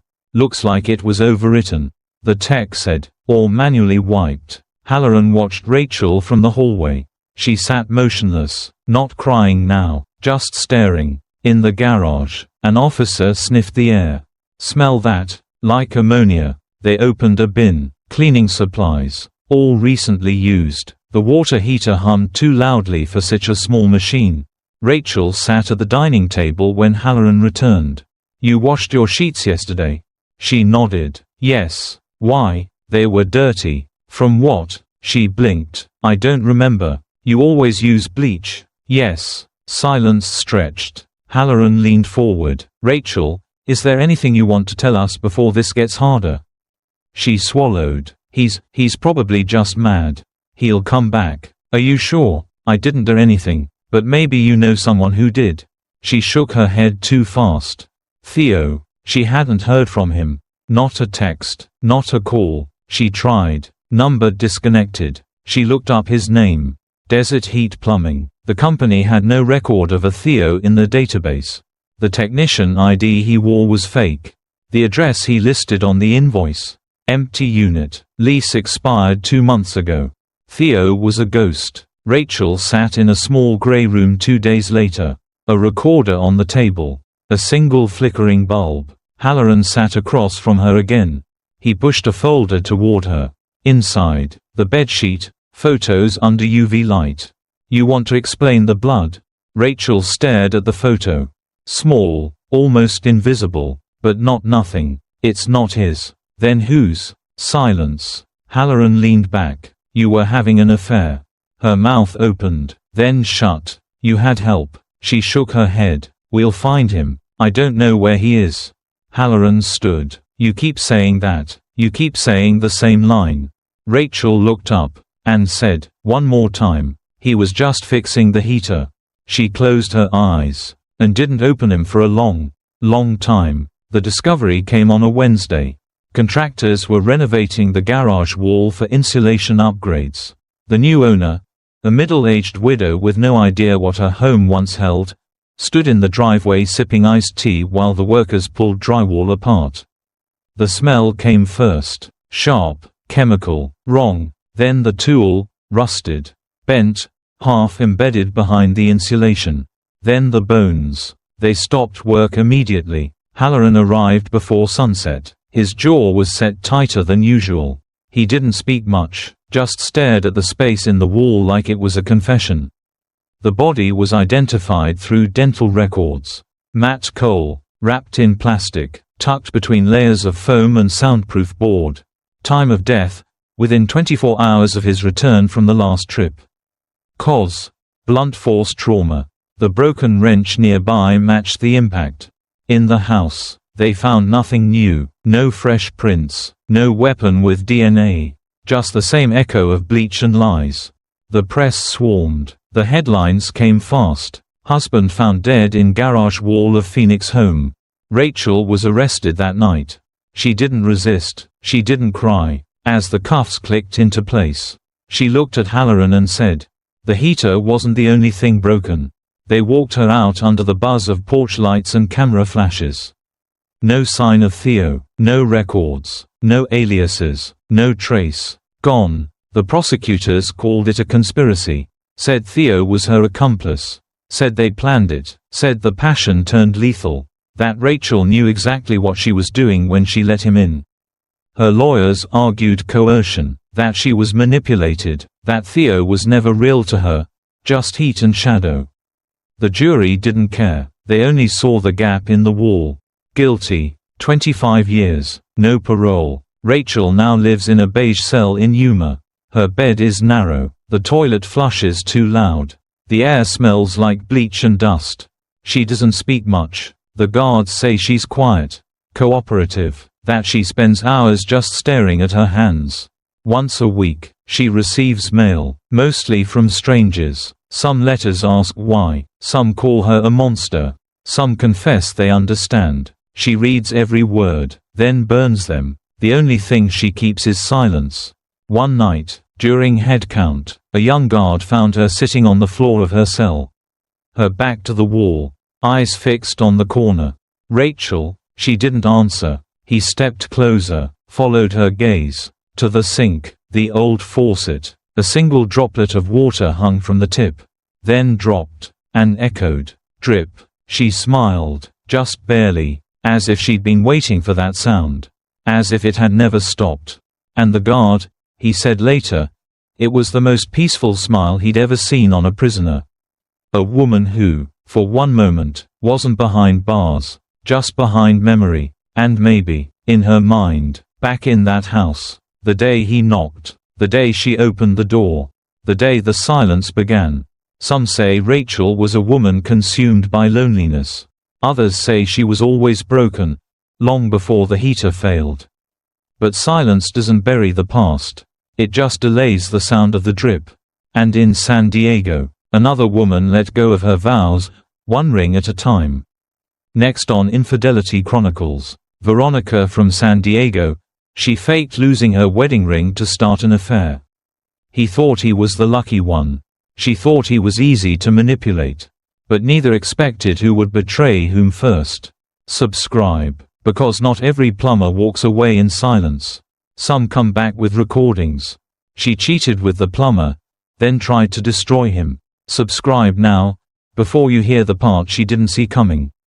San Diego had never felt colder to her. Even in the peak of summer, the weather was warm, the skies predictably blue, but inside Veronica's home, inside her marriage, there was nothing but chill. At 35, Veronica should have been thriving. Her beauty hadn't faded, it had sharpened. Sculpted cheekbones, long chestnut hair that curled naturally, and eyes that knew how to withhold just enough. She used to work in public relations, knew how to control a room with one look. But all of that had been shelved, packed away the moment she married Robert Cole. Robert was a man people listened to, a formidable trial lawyer in downtown San Diego with silvering temples and a voice that cut like precision steel. Everyone respected him, feared him, even Veronica once admired him too, until the admiration calcified into silence. She didn't work anymore, not because he forbade it, he didn't need to. He simply reminded her of what a lawyer's wife should look like. Be like. She played the part well. Brunch with the partners' wives. Hosting dinners with plated appetizers she didn't eat. Nodding during stories that bored her numb. Their home in La Jolla was pristine. Modern. Cold. Almost museum-like. Polished surfaces. Strategic lighting. But nothing personal. No photos. No mess. Veronica often stared at her own reflection in the glass, wondering when she'd stop being seen. On Thursday morning, she was standing by the outdoor sink in the backyard, rinsing strawberries, when the ring slipped off. Or maybe it didn't slip. Maybe it fell with intent. It hit the metal basin, bounced once, and rolled toward the drain, a glint of gold vanishing with a hollow clink. She stared at the grate for a long moment before bending down. Fingers brushing metal, but it was already gone. She stood up slowly, dried her hands, walked inside, and opened her phone. Pipeworks Plumbing 24 hours emergency response. She dialed. A man answered, calm, efficient. Someone will be there within the hour, he said. An hour. That gave her time. Veronica changed into a white cotton dress, effortless, elegant, not overdone. Just open enough at the neckline to appear accidental. She left her hair loose, brushed gloss onto her lips. Just a touch. By the time the knock came, she was ready. She opened the door and found him standing there. Miguel, 28, maybe younger, tan skin, lean build, eyes that didn't shift too fast or too slow. He had a clipboard in one hand and a canvas bag of tools in the other. Mom, he nodded. Please, she smiled. Veronica. She led him through the house, past the marble kitchen, the spotless floors, the echoing emptiness. The ring went down the drain out back, she said, gesturing toward the patio. Miguel knelt, inspecting the drain. He worked quietly, methodically. Veronica stood nearby, arms folded, watching the way his shoulders moved under his shirt. There was something about the way he focused, unbothered by her. But not unaware. Do you lose things often? He asked suddenly. Not looking up, she blinked. Excuse me, just wondering. Most people don't call in a plumber for a ring unless it means something.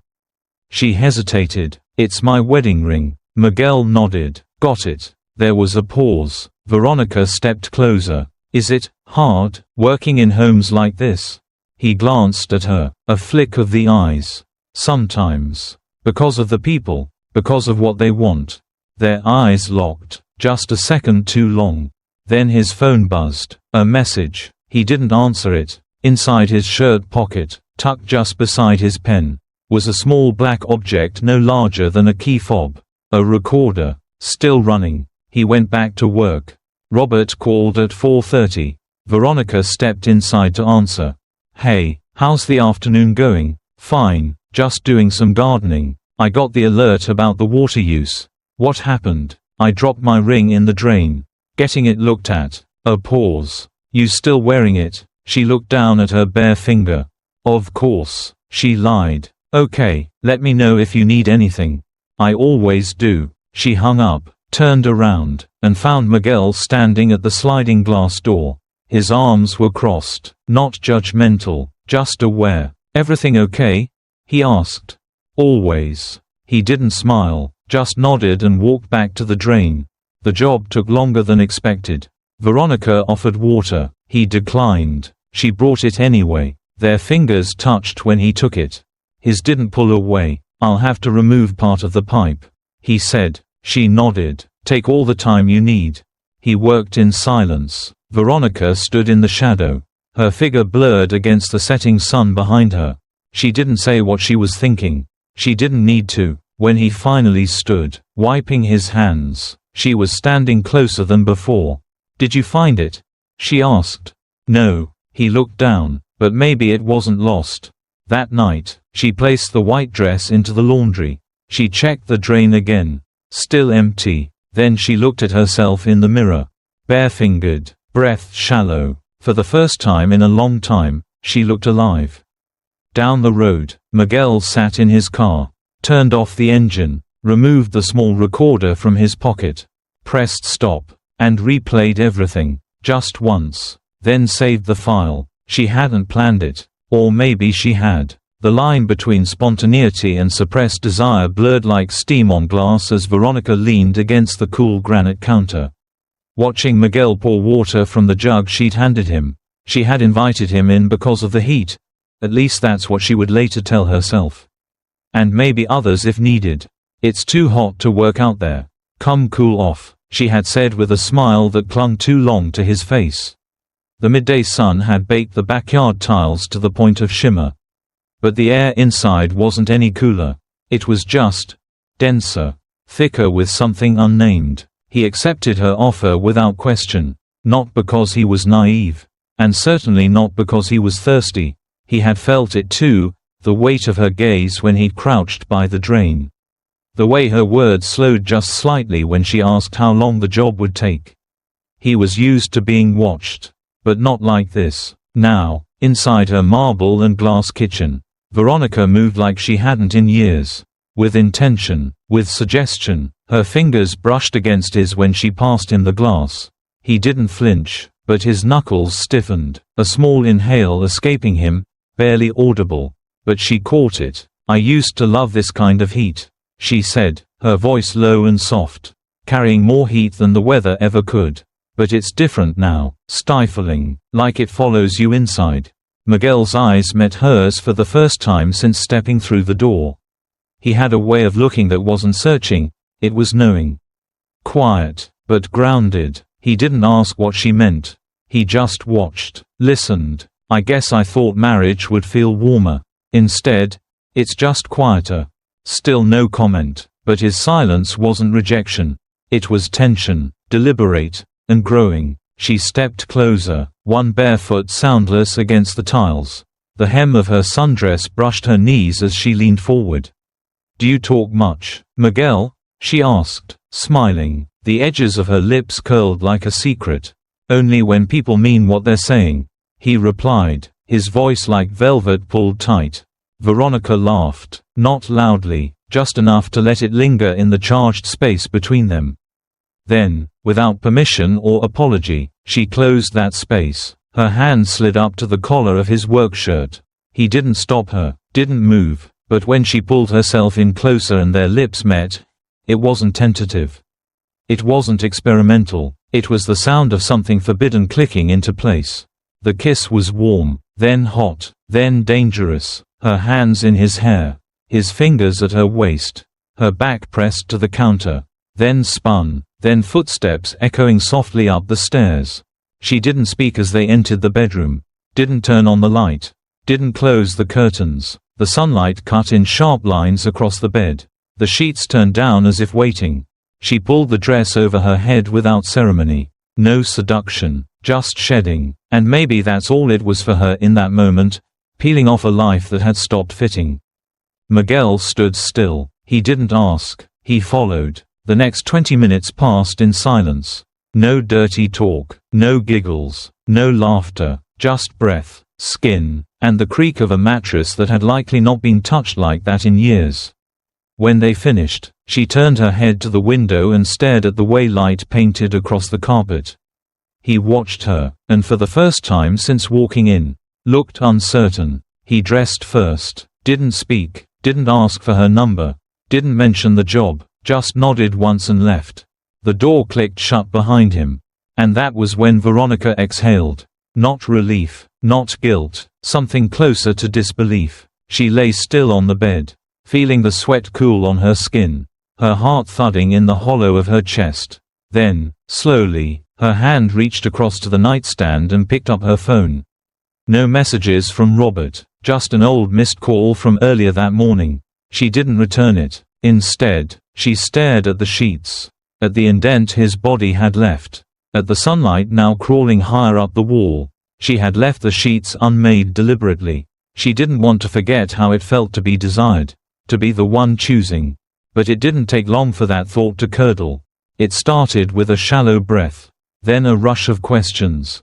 Why did he not say anything when he left? Did he feel disgust? Was it just another job to him? Was it a mistake? She sat up abruptly, wrapping the bedsheet around herself though there was no one to see. Her pulse was still racing, but not from arousal now. From something colder, sharper, something that looked like fear. What had she done? She stood, paced, then stopped in front of the mirror. Her reflection startled her. Messy hair, flushed cheeks, eyes that looked too wide, too bright, like a woman waking from sleepwalking into traffic.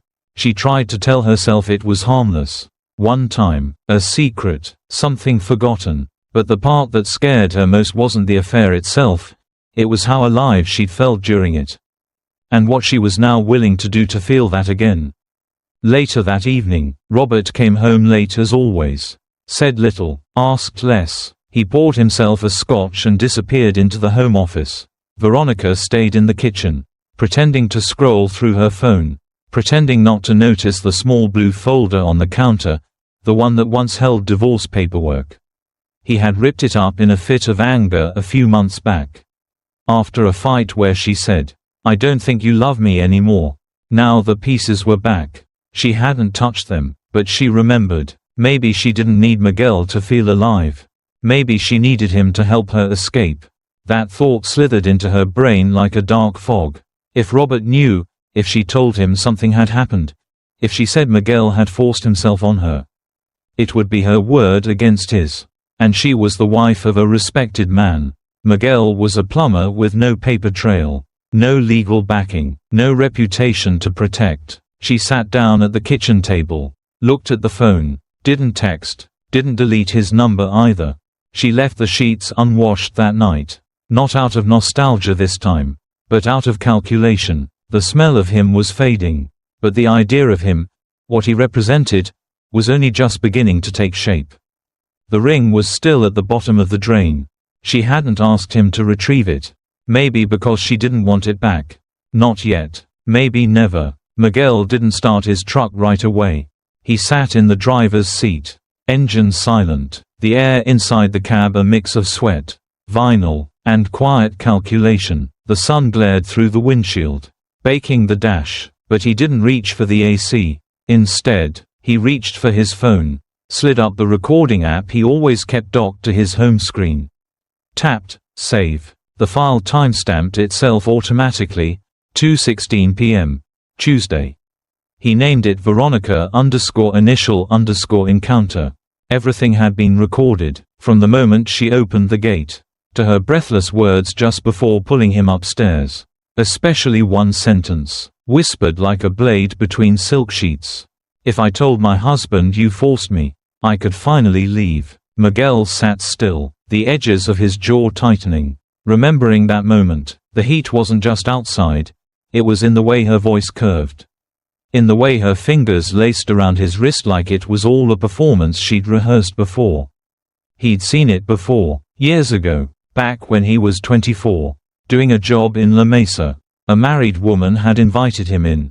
She'd cried, claimed her husband was violent, that she just needed someone to talk to. It wasn't until days later, after he turned her down, that he got the knock on his door from police. Indecent conduct with a married woman, they said. He fought the case, beat it, but the scars didn't vanish. He lost jobs, lost trust. He never got the full story of what she'd told them, but he remembered her eyes. The way they shifted when they knew they had power. So now, Miguel recorded everything, every job, every visit, every conversation, not out of paranoia, out of pattern recognition. He pulled up the new file and listened. Her voice filled the cab, soft and breathy, dripping with manipulation. "If I told my husband you forced me." He locked the phone, placed it face down on the passenger seat, and started the engine. The truck rumbled to life. But inside, Miguel was already on alert. This wasn't just another client. This was a woman who looked like she'd already drawn the battle lines. He just hadn't seen the field yet. Across town, Veronica was also making moves. That evening, she texted her best friend, Allison. The message was short, crafted to look offhand but heavy with suggestion. "Hey, remember that plumber I told you about? He's been texting kinda weird. Not sure if I'm overthinking, but I feel like he's watching me." Then, 10 minutes later, another message. "Anyway, hope I'm wrong. Just feels off. I might ask Rob to look into it." Veronica stared at the screen after pressing send. Her hands were steady. Her breathing wasn't. It wasn't panic. It was construction. She was laying the foundation. Each step, each sentence, designed to be pulled later as proof. She was planting the idea early, so if it ever came to confrontation, she wouldn't appear reactionary. She'd be the woman who saw it coming, who warned someone, who was scared before the story got told. She pulled up her thread with Miguel. Nothing explicit there, not really. She'd kept things carefully casual. Careful not to seem too forward. But just in case, she began selectively screenshotting the chat. She scrolled, tapped, cropped, anything that sounded off, she preserved. A "thanks for today" winking face from her, followed by a "no prob. Let me know if you need more help." Innocent enough, until paired with accusation. She knew how context could bend. Still, she had to be thorough. She hovered over one particular message. It was the one she regretted.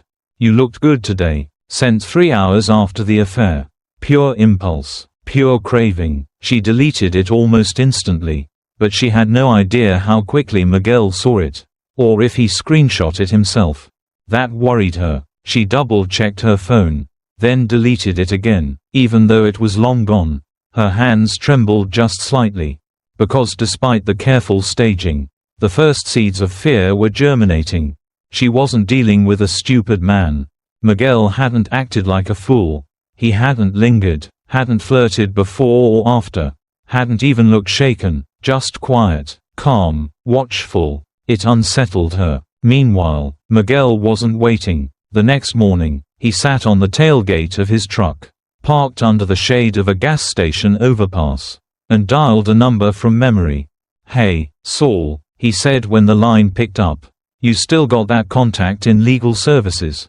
The man on the other end, an old friend from a community support project Miguel had helped years ago, laughed. "You finally get into trouble?" "Not yet," Miguel said, "but someone might try to put me there." He sent the recording, didn't explain it, just said, "Keep this on file, just in case." After hanging up, Miguel sat still. The rumble of cars passed overhead like distant thunder. He watched the sky. It was too blue, too quiet. He knew what was coming. Not if, but when. Later that week, Veronica met Allison for coffee. She leaned in with just enough worry in her brow. "I know it sounds crazy," she said, stirring her spoon in empty motion. "But he's been driving by again. I think." Allison blinked. "Are you sure?" Veronica shook her head. "No, I mean, not 100%. But yesterday, I saw his truck parked 2 streets down. And today I swear I saw him again. Near the gym. I haven't even called him since. It's just weird." Allison's eyes narrowed. "Should you tell Rob?" Veronica bit her lip. Just a flicker, then a shrug. "I don't want to make a big deal. What if it's nothing?" Allison nodded, sympathetic, believed her. Miguel's name was now a whisper waiting to echo. That night, Veronica stood in the doorway of her bedroom, looking at the unwashed sheets. Still unlaundered, still stained faintly with memory. She hadn't touched the bed since the affair. She'd been sleeping on the couch, telling Robert she had back pain. He hadn't questioned it. She wondered what Miguel thought of her now. Did he believe she wanted more? Did he think she was clinging? Did he realize she was setting a trap? Or worse, did he know and simply not care? Veronica wasn't used to men being unaffected. She was used to power, used to control. Miguel didn't seem like someone she could intimidate. That made him dangerous. She began drafting another text. "Hey, I think we should talk." But didn't send it. Her thumb hovered, her stomach twisted, not with guilt, but with the gnawing discomfort of a woman who suddenly wasn't sure which one of them was the real predator. Across town, Miguel replayed the file again. Not because he needed to, but because he wanted to be ready. He began trimming the audio, noting timestamps, highlighting Veronica's key statements. "My husband wouldn't believe you anyway. You want me, don't you? Don't say anything, just do it." Each one marked, isolated, stored. The game had begun, but only one of them knew it was already the second half. The lie didn't taste like fear. It tasted like survival. Veronica stood barefoot in the foyer, her voice sharp with panic, but her hands trembling just enough to sell it. Robert had just returned home. His briefcase was still in his left hand when she met him at the door. Wide-eyed, breathless, the words already rolling from her tongue like a train with no brakes. "He came back." Robert blinked, barely through the threshold. "Who?" "The plumber," she whispered, then louder. "Miguel." His name cracked the silence. Her lip quivered. "The left one. Always the left one." Robert dropped the briefcase by the door, slowly straightening. "What happened?" Veronica stepped closer, just 2 feet away, wrapped in the thin robe she had thrown on deliberately, enough to look vulnerable. "Not exposed. I didn't know how to tell you," she whispered, voice breaking. He forced himself on me. That day, I didn't say anything because I was ashamed. But now he's showing up, driving by. I'm scared, Robert. I didn't want to lie anymore." The pause that followed was long. Robert was many things: stern, disciplined, often unreadable, but not stupid. And in that moment, he was quiet not because he believed her, but because he knew what kind of world this would create. "Why now?" he asked, voice low. I couldn't hold it anymore." She forced a sob. "I thought I could forget. But I can't. He was here. He touched me. I said no." She felt his eyes on her. Not soft, not pitying, calculating. And yet, he said what she needed, We're pressing charges." She nodded, gratefully, tearfully, but inside, the theater was already draining her. The next day, the detective came, a woman, early 40s, tired eyes, not unkind, but disillusioned. She sat at the table, laid a small recorder down, and asked Veronica to recount what had happened. Veronica repeated the story, softer this time, a little less polished. The detective took notes. They asked for the clothes she wore. Veronica said she washed them. They asked about evidence. Veronica said she panicked. They asked about the scene. Veronica said she cleaned the sheets. Still, the detective nodded, calm, reassuring, "We'll look into it." And they did. The first time they knocked on Miguel's door, he didn't panic. He opened it with calm eyes and a tucked-in shirt. Listened as they asked questions. Listened when they said Veronica had made a statement. Listened as they told him the accusations. Then he walked to his desk, sat down, and opened his laptop. "I thought something like this might happen," he said, opening a folder marked Client Recordings. He clicked on the file labeled Veronica_initial_encounter and pressed play. Veronica's voice came through the speakers, playful, teasing, uncoerced, then hungry, then manipulative. "If I told my husband you forced me, I could finally leave. Don't stop. I want this. I want you. Just pretend you can't help it." The detectives didn't speak. He let the file run all the way to the sound of the bedroom door closing. 34 minutes of audio. Clean, uninterrupted. Then he opened his email. Forwarded the file to them with a time-stamped backup sent days prior to an attorney in the system. When it ended, he looked at him, no smile, no fear. "Would you like the video too?" he asked. They didn't answer, but they left quietly. That evening, Veronica waited. Robert didn't come home at his usual time. She cooked dinner, poured wine, changed into something soft, non-threatening. At 10:34 p.m., he arrived. No briefcase, no tie, just eyes that no longer blinked the same. He walked past her, into the living room, sat down. Veronica followed, heart in her throat. "Well?" she asked, voice high and tight. Robert looked at her like a man watching a stranger. "They have the recording," he said. Her stomach dropped. "No," she whispered. "Yes." Silence. "I can explain," she stammered, voice cracking. "I didn't mean. He tricked me. He manipulated me. You said he raped you." I was scared. "No," he said. "You were calculated." She stepped back like slapped. Robert stood. His voice remained flat, not yelling, just tired. "I thought you needed help, Veronica. For years, I thought if I just worked less, listened more, maybe you'd come back. But you weren't missing. You were just hiding behind this perfect wife role, waiting for a moment to detonate." Tears welled in her eyes. Real ones this time, but not from guilt, from fear. "I didn't mean for it to get this far," she said. Robert looked at her, truly looked at her, as if seeing her for the first time without illusion. "You told me he hurt you. You let me go to the police with you. Sit there while you lied." His voice cracked slightly at the end. "Just once." Veronica stepped closer. "Robert, please." He shook his head, stepped back. "I think you need help. But not from me, not anymore." He paused, then added, "You didn't just throw your ring down the drain. You threw the whole marriage with it." She didn't move as he walked upstairs. Didn't call after him. She just stood there, in the same robe she'd worn when she told the lie, and felt the floor under her become unfamiliar. Somewhere in her mind, she remembered the first night they'd moved into the house. The way he'd carried her across the threshold. How light she'd felt then. Now, she felt like lead. Later, when she was alone again, she opened her phone, scrolled through the messages with Miguel. Deleted some, saved others. She didn't even know what she was trying to erase anymore. Her reflection in the window caught her off guard, eyes too wide.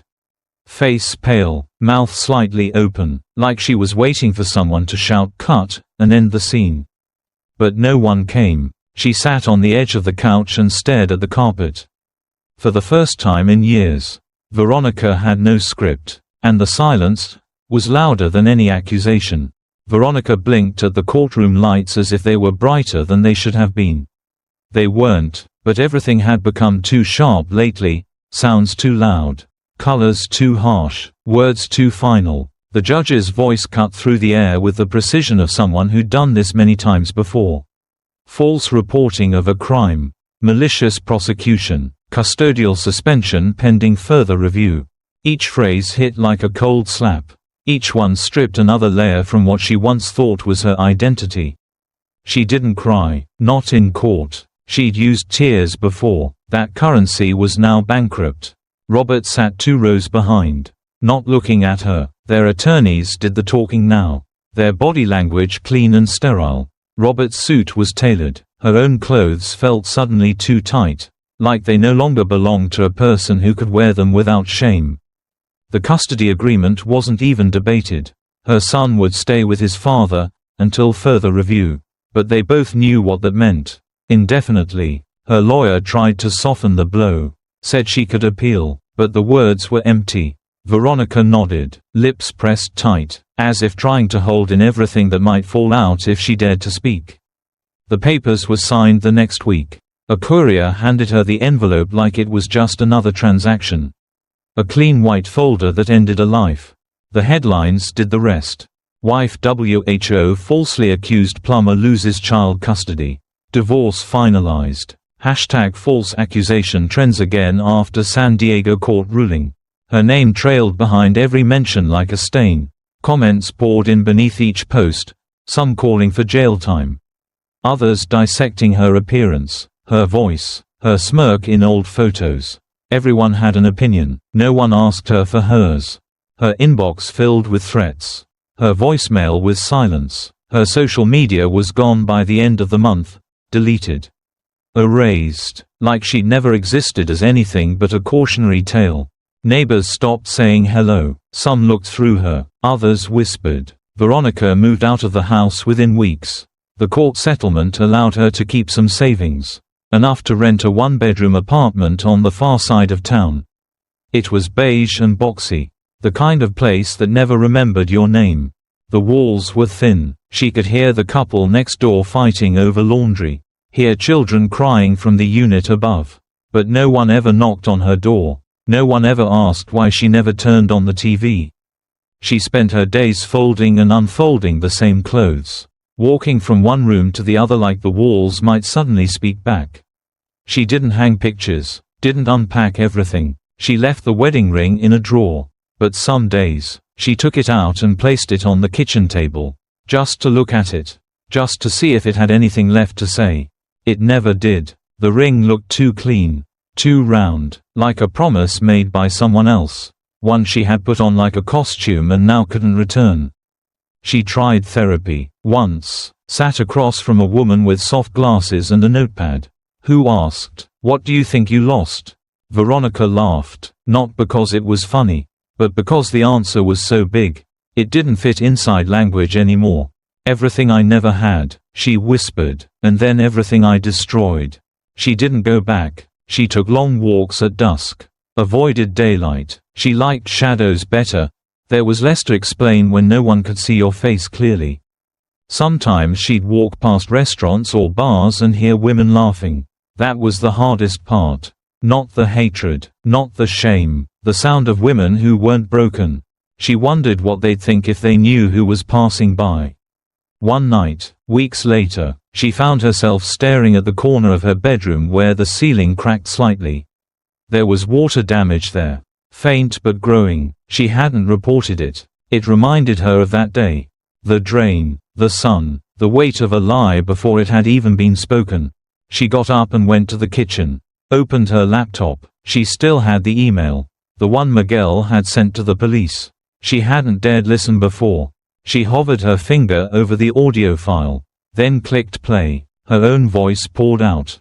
Younger somehow. Smug. Breathless. "You want me, don't you? My husband won't know." She paused the file. Swallowed. Pressed play again. "If I told him you forced me, I could finally be free."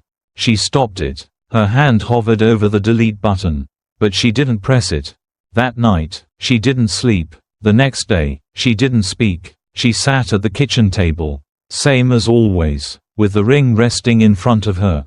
It hadn't moved, still round, still cold, still nothing. She stared at it until the sunlight shifted on the wall. And she finally said something out loud. For the first time in days. I think I ruined myself more than I ever ruined him. There was no one to hear it. But maybe that was the point. The truth wasn't for anyone else anymore. It never had been. It had always been a mirror. And now, she had no choice but to sit and face it. Because the tape would always exist. Because memory doesn't delete as easily as a file. And because some things, once said, keep echoing in ways even silence can't cover. She framed him to break free. But in the end, she only framed herself. And the truth kept recording. Some lies leave bruises. Others leave echoes. But Veronica's lie left a recording, and it never stopped playing. She tried to trap him. But the truth trapped her first. And while her silence now fills an empty apartment. In another city, another woman was letting someone in. Again and again. Next on Infidelity Chronicles, Monica from Atlanta. Her monthly plumber visits exposed the cheating affair. A suspicious rise in maintenance bills. A husband who finally decided to look. And a hidden camera that caught everything, including betrayal in its rawest form. Subscribe, because some affairs don't get flushed away. They explode, tile by tile, in the bathroom. He fixed her sink, then he broke her marriage. Subscribe to hear how a bathroom turned into a crime scene of betrayal. Monica James lived in a house with no cracks. Not on the marble floor. Not in the imported bathroom tiles. Not in the carefully staged foyer with minimalist art and expensive silence. From the outside, everything was sleek, clean lines, glass walls, a driveway that gleamed as if it had never known dust. Monica, too, looked like she belonged in a magazine spread, age 41. Refined, poised, the CEO of a fashion distribution firm that bore her name. She dressed in white often. Her jewelry was always gold. Never loud, and her smile, polished to perfection, like the life she curated. But the cracks were inside her. They didn't form suddenly, they grew slowly, like rot behind wallpaper. Darren, her husband, had once been her gravity, strong, focused, brilliant. He was the CFO of a major investment firm. They had met at a gala 10 years ago, married 6 months later, and from the outside, continued to be Atlanta's golden couple. But time had turned Darren into a ghost of efficiency. He moved through their home like a shadow, always with a laptop in hand, Bluetooth in ear, offering pecks on the cheek and dinner reservations scheduled weeks in advance.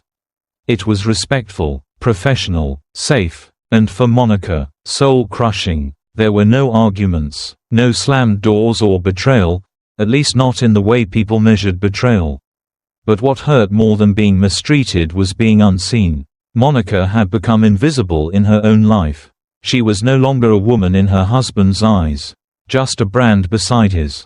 He never touched her with curiosity, never lingered, never asked questions. It started in February. One of the guest bathrooms had a minor leak, nothing urgent. Darren was out of town on a conference in Seattle. Monica, scrolling through emails in her silk robe, decided to take care of it herself. Not the leak, the call. She Googled a local handyman service and picked the one with a sleek black logo and a simple name, Apex Plumbing Solutions. When the doorbell rang an hour later, she expected someone older, maybe round-bellied, maybe smelling faintly of cigarettes. But it was Jared, 30, if that, broad-shouldered, tanned forearms, a tool belt that actually looked worn. He didn't smile much, but when he did, it was crooked, real. And when he looked at her, he didn't scan her the way men usually did. He held his gaze for half a second longer than necessary, enough to say, "I see you," without a single word. He fixed the leak quickly. But the way he moved, the way his hands gripped the wrench and his shirt clung to his back, Monica felt something stir. She offered him a Pellegrino, which he declined. She watched him drive away from the upstairs window, one hand still holding the cold green bottle she hadn't opened. 2 weeks later, the sink in the master bathroom began dripping. 3 weeks after that, The showerhead had low pressure. Then the toilet in the guest room ran too long. Monica called Apex each time. Jared came every time. Darren never asked questions. He never even noticed. He assumed she was managing the house the way she always did, quietly, efficiently, without causing friction in his schedule. Monica paid every invoice from her personal account. She made sure the service times never overlapped with Darren's presence. And always in the morning. Always when the light hit the bathroom tiles just right. By April, she had stopped making up plumbing problems. She would just text, "Morning free tomorrow," and Jared would reply, "Always." There was never a discussion. Never a confession. The first time it happened. It was after he replaced a non-existent valve. She offered him tea. He said yes. She led him to the bathroom. He kissed her before she could finish her sentence. He was rough, but not careless. Hands that knew how to fix things. And how to undo them just enough. Monica didn't feel like a mistress. She felt like a secret that had a pulse again. She told herself it wasn't love. It was energy. It was flesh. It was being seen. The sessions became monthly, scheduled, discreet, ritualistic. Jared never lingered. He never asked about her life, or her husband, or what she did after he left. And that, too, became part of the seduction. He never pretended to be anything but a mirror for her need. But Darren wasn't a fool. The first red flag was a finance notification. A maintenance expense from the joint property account that didn't match the timeline of any real repair. He ignored it, at first, then it happened again, then again. In June, he asked her casually, "Did we have another issue in the master bath?" Monica smiled without missing a beat. "Yeah, the shower pressure again. It's fixed now." He nodded, didn't mention it again. But later that night, when Monica left her phone on the charger in the kitchen, Darren scrolled through their home automation log. He noted the door code was entered at 10:04 a.m. The service call Monica mentioned had no matching work order email, only a bank transfer. The next morning, Darren ordered a motion-triggered camera. Small, wireless, easy to hide in a vent. He installed it in the bathroom 2 days before his next business trip. And Monica, she laid out the soft towels, lit a eucalyptus candle, played a Spotify playlist called Steam and Skin. When Jared arrived, she let him in without a word. She smiled. He kissed her. The camera recorded it all. No audio. But full color. No doubt. She never even checked for anything new in the room. She felt too safe, too used to this version of herself. And so, on that bright Friday morning, Monica made love to the man who wasn't her husband in a house she didn't own alone. Under a ceiling that now knew the truth. And as she did, Darren, 400 miles away, watched it all play on his screen in a quiet hotel room. The audio of a Zoom meeting muted in the background. The cracks had finally surfaced. But Monica hadn't noticed yet. She still walked the house in silk. Still paid the bills. Still poured wine and opened emails like her world wasn't one click away from collapsing. What she didn't know, what she couldn't feel yet, was that someone had finally started looking. And the bathroom, it was no longer just a place for steam and silence. It had become evidence. Darren was not the kind of man who got jealous. He was the kind of man who got curious. It started with the numbers. Darren had spent decades in finance. His instincts were sharp, precise. Numbers didn't lie. And lately, the numbers in Monica's private household account didn't make sense. A plumber, every month, sometimes twice. Charges labeled with vague terms, assessment, maintenance, drainage. The amounts weren't high enough to raise red flags with the bank. But they were too consistent to ignore. Darren wasn't home most days when the charges were logged. Monica always seemed to time them just right. Always when he had meetings or was away on business. One evening, he casually asked while scrolling through his tablet, "Is something wrong with the plumbing again?" Monica was standing at the stove, stirring a pot she had no interest in eating. She gave a short laugh that didn't quite land. "This house is massive, Darren. Something's always leaking or rattling." Darren raised an eyebrow, not looking up. "Should we consider a full inspection?" Might be better than these piecemeal repairs. She shrugged. I'll think about it. But in that moment, Monica felt her stomach knot. She wasn't used to lying. Not to Darren. Their marriage had been built on efficiency and social balance. Darren was a man of logic and order. He didn't yell, he didn't accuse, but she could feel it. A shift in his energy. The way he listened harder. The way he started coming home a little earlier. The way his questions got just a bit more specific. Still, she didn't stop. She told herself it wasn't real cheating. Not in the traditional sense.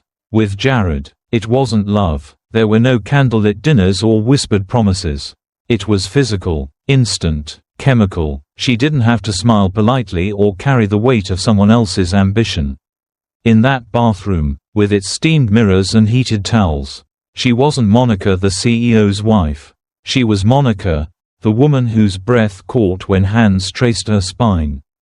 But she was playing with fire. And she knew it. One Friday afternoon, Darren came home early from work. He didn't announce himself. Monica was upstairs, humming faintly to herself, still dressed in her robe from the massage she claimed to have booked earlier. As Darren walked past the master bathroom, he paused. The door was ajar. Inside, the towel rack was still warm. A nearly full glass of red wine sat on the edge of the sink. Beads of moisture clinging to the outside. There was a faint scent in the air, amber and citrus. Not Monica's usual perfume. And then there was the sock. A single black men's sock, tucked halfway under the vanity cabinet. Darren bent down slowly, picked it up, and stared at it. It wasn't his. Monica never missed laundry. She was meticulous, almost obsessively so. Every item had a place. Every place had a label. There was no way this was accidental. He didn't say anything that night. At dinner, he asked how her day was. She lied easily. Practice made perfect. Her smile was sharp and calculated, the kind she wore for clients and country club wives. But her hands trembled slightly when she cut into her chicken. Darren noticed. Later that night, she slipped into bed beside him and closed her eyes, willing sleep to come, but it didn't. Her mind played the scene from earlier, Jared's lips on her neck. The way his fingers left marks that hadn't fully faded. The way she felt something dark twist inside her when she heard Darren's car pull into the driveway. And she hadn't quite gotten the room back to normal. She had crossed a line long ago. But now, she was dangerously close to the edge of something bigger. Something that could explode and leave no survivors. But the worst part, she wasn't sure she wanted to stop. The thrill was addictive. The fear made everything feel real again. She wasn't just surviving, she was alive. Every lie sharpened her senses. Every glance from Darren was a new challenge to outsmart. And somewhere deep inside, beneath the adrenaline and guilt, she wondered, what would happen if he found out? Would he leave? Would he fight? Would he care? That question haunted her more than any threat of exposure. Because sometimes the worst betrayal wasn't cheating. It was realizing the person you hurt might not even care enough to punish you. Darren wasn't angry, not in the way most people would expect. He wasn't the kind of man who threw furniture or screamed accusations. His silence had always been his sharpest weapon. In college debates, in boardroom negotiations, in marriage, silence gave space. And in space, people exposed themselves. He began his counterattack the same way he handled a hostile merger, methodically. Privately, and without emotion. The first step was simple. A micro camera, no larger than a thumbtack, embedded in the vent of the master bathroom. He installed it early one morning, claiming he had a call and locking the door behind him. Monica didn't notice. She never asked why he needed an hour in the bathroom with a toolbox. The second step was the GPS tracker. He placed it in the trunk lining of her SUV. Beneath the panel where she kept her spare yoga mats.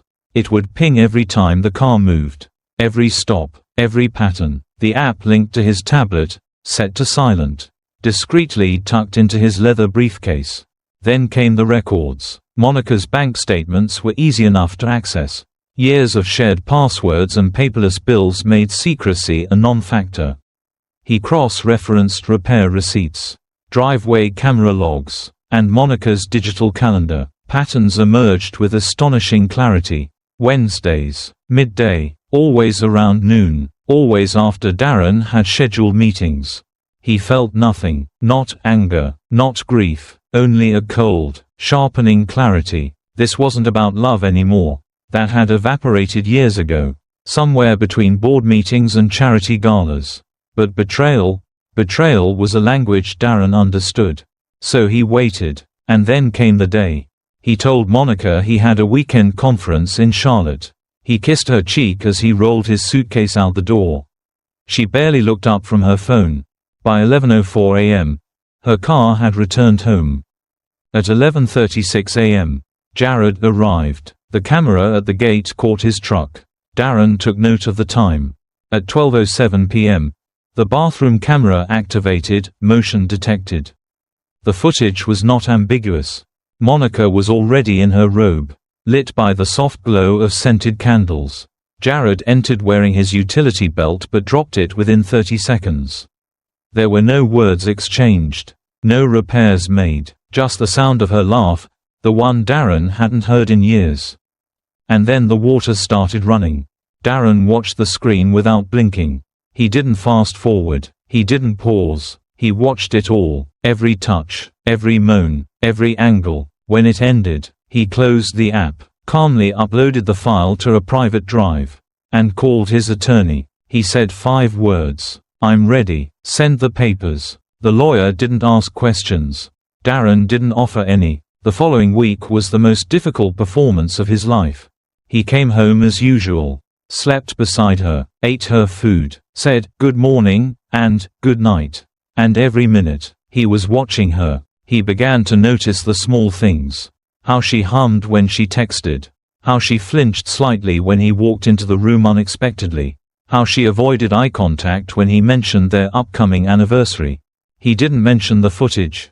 Not yet. He needed Monica to stay exactly where she was, unaware, unthreatened, unprepared. At night, Darren would lie awake, staring at the ceiling, not out of heartbreak, but calculation. This wasn't about revenge. This was about preservation, reputation, legacy, clean exit. He wanted no scenes, no screaming, just the truth, served cold and undeniable. Monica, on the other hand, was floating. Her affair had become a ritual. Each encounter with Jared felt like a small rebellion, a theft of time, a slice of life that belonged solely to her.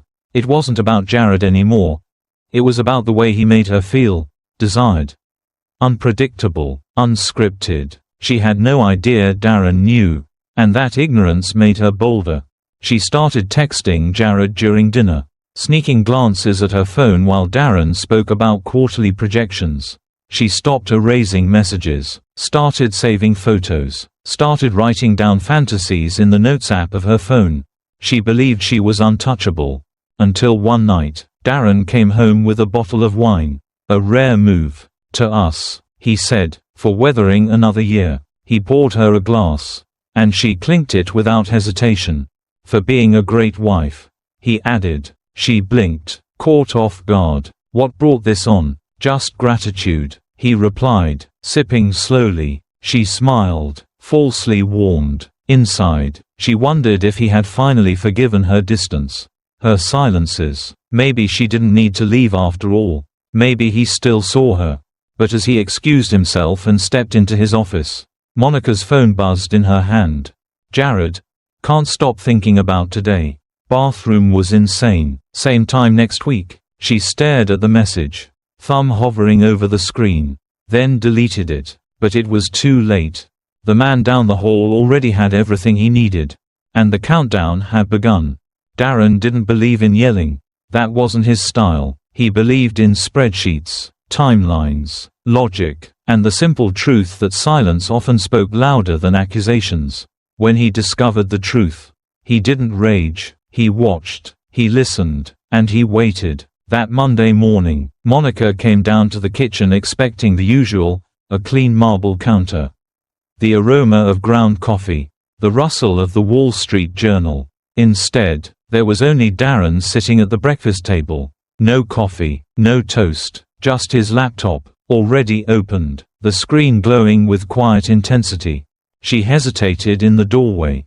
"You're up early," she said lightly, trying to sound casual. Her robe was silk, her hair still slightly damp from a shower.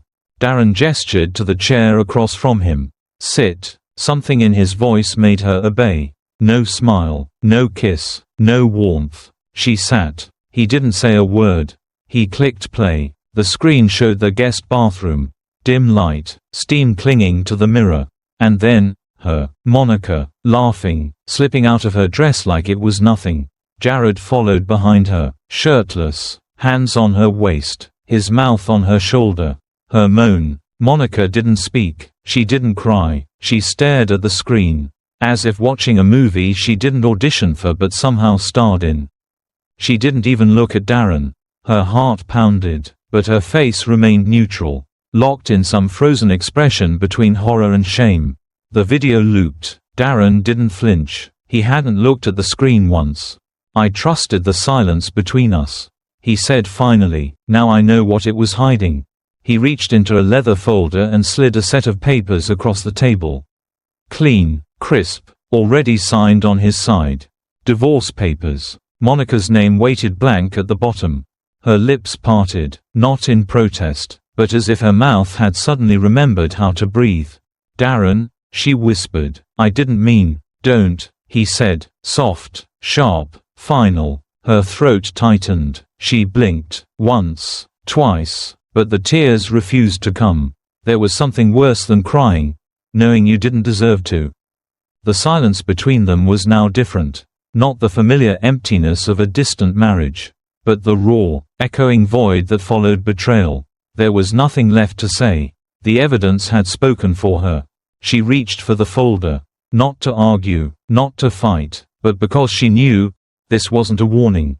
It was a verdict. Darren stood slowly, no fury, no curses, just the weight of disappointment hanging off his shoulders like a wet coat. "You'll keep the house," he said. "You'll get what you need. I just want peace." She looked up, her voice cracked. "Was it ever real?" He paused at the doorway. Didn't turn. "It could have been," he said, "but not like this." He left. She was alone now, with the screen still flickering, replaying a scene that used to make her feel alive, and now only made her feel exposed. In the faint reflection, she could see herself, not as the woman in the video, but as the one who watched it happen. Powerless, hollow, irreversibly changed. She signed her name, and the ink bled. 3 weeks after the divorce, Monica no longer wore silk. The satin robes, the curated heels, the walls filled with fashion sketches, all of it was gone. Either packed away in boxes Darren didn't want, or sold quietly through private listings. The mansion in Buckhead was too big for her now. Too silent, too clean. The house had been awarded to her in the settlement, but she couldn't bear to live in it. Not after it became a museum of every touch, every lie, every echo of herself that she could no longer recognize. She rented a small apartment above a florist in Decatur. 1 bedroom, bare walls, the kind of place where the plumbing actually did groan. Her neighbors didn't recognize her, and that suited her fine. Online, however, she was infamous. A leaked clip of the confrontation, not the footage, but the audio from Darren's confrontation, had found its way onto a legal podcast. Then spread like wildfire. Rumors fed the algorithm. Hashtags followed. Hashtag bathroom betrayal. Hashtag Atlanta affair. Hashtag plumber mistress. Hashtag Monica exposed. Somebody had even turned her voice into a meme. Don't, just, don't. Auto-tuned, mocked, shared. She stopped checking her phone after the 3rd death threat. Monica had always built her life around performance. As a brand, as a wife, as a woman meant to be admired. Now, without the script, she was reduced to silence, not the kind between her and Darren, but the kind that remained after your name stopped ringing in other people's mouths. There were days when she still waited for Jared to call. He never did. The last she heard, he had left town, vanished the same way he'd entered her life, unexpected, powerful, and without obligation. She didn't blame him, not entirely. In the afternoons, She sat by her apartment window and watched the rain hit the awning below. It had been raining more lately. Funny how things leaked at the worst moments. Sometimes, when it was late, and the traffic outside slowed to a hush, she played the security audio Darren had sent her, as if to remind herself it had actually happened. Not because she missed Jared. Not because she wished things had gone differently. But because, in that recording, she still sounded alive. There was laughter, a moan, that breathy version of herself that felt untouchable. She didn't recognize that woman anymore. On the counter beside her sat the only thing she hadn't thrown out, her wedding ring. She had found it again, days after the fallout, not in the bathroom, not near the pipe, but in a jewelry box, at the back of her closet, exactly where she had hidden it the day Jared first arrived. The whole thing had been theater. The ring had never fallen.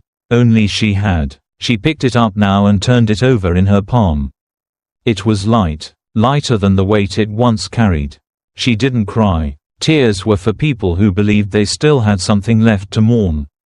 Instead, she whispered into the silence, "I just wanted to be seen." But no one answered. And maybe that was the truest punishment of all. Not the divorce. Not the internet shame. Not the exile from her former life. But the mirror, the one that no longer offered forgiveness.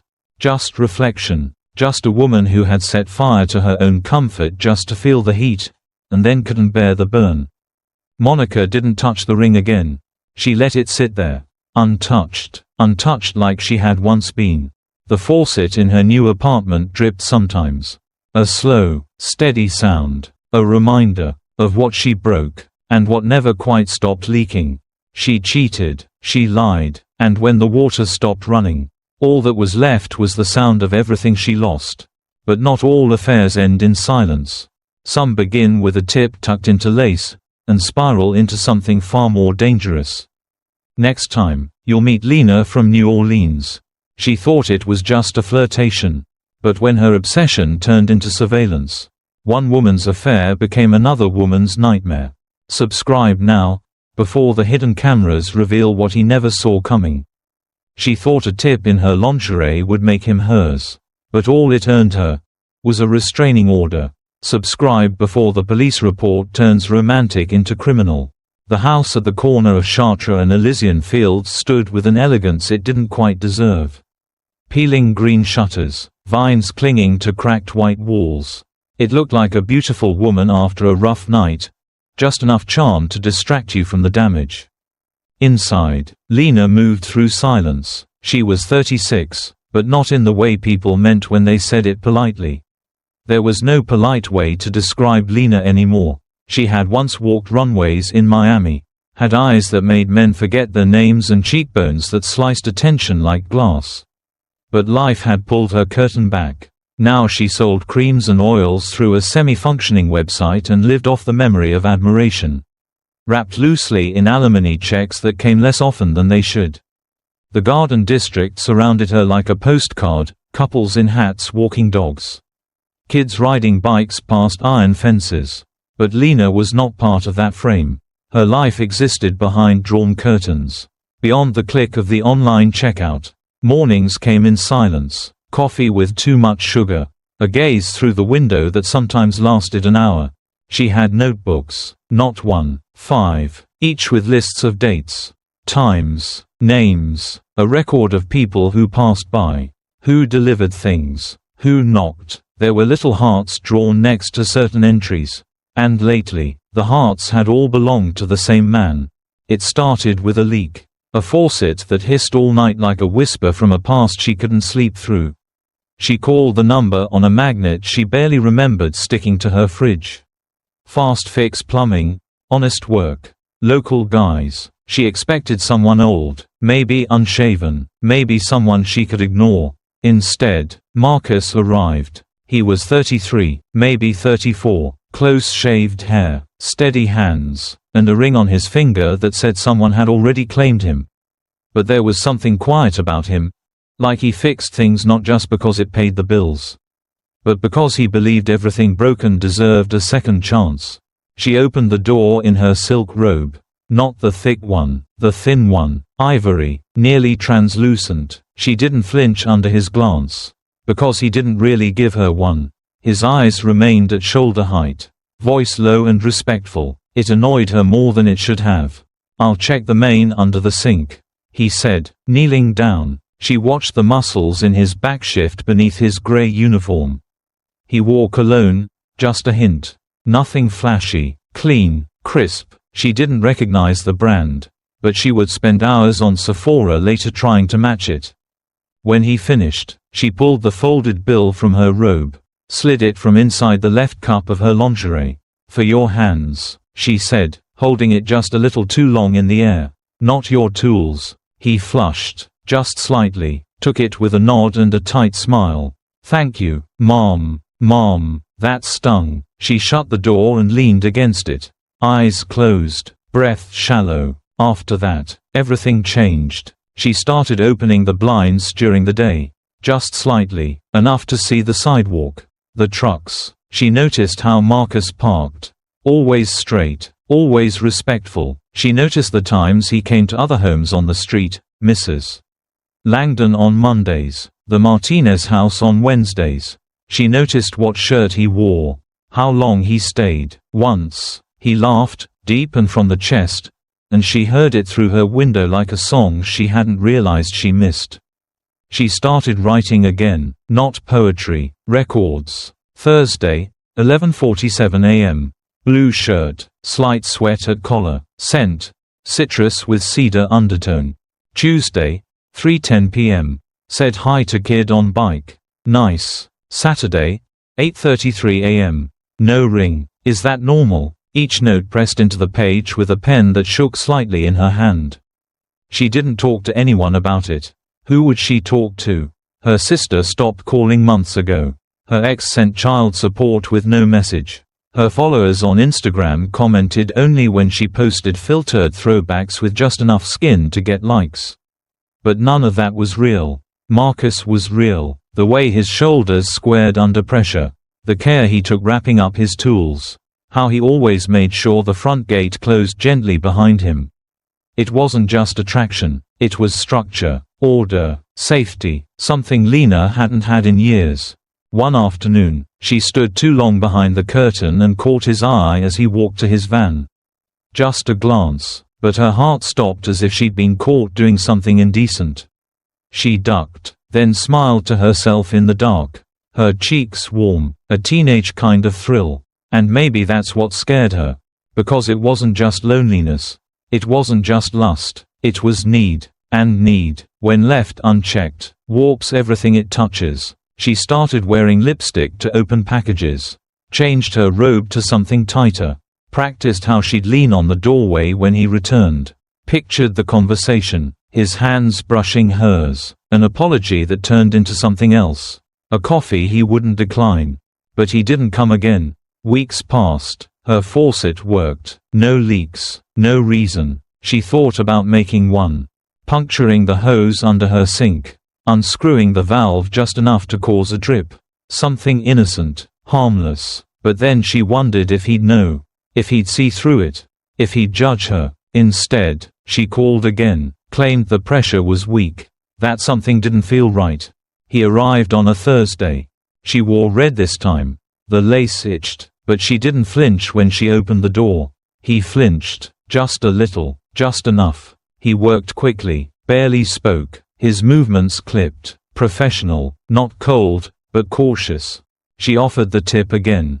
From the same place. This time, he didn't take it. "Thank you, Mom, but it's really not necessary." "Mom" again. As he turned, she caught his wrist, not hard. Just enough to make him stop. "You don't have to be polite," she said. "I see how you look." He blinked, took a step back. "I have a wife." "I know. Doesn't mean you don't feel something." He said nothing, just left. The gate clicked louder this time. Lena stood in the hallway for a long time. The silence after a door closes sometimes screams louder than a fight. Later, she opened her notebook. She didn't write a time. Or a cent. Just a single word in red ink. Circled 3 times. Distance. She closed the book, went to the mirror, looked hard. Then she reached for the phone again.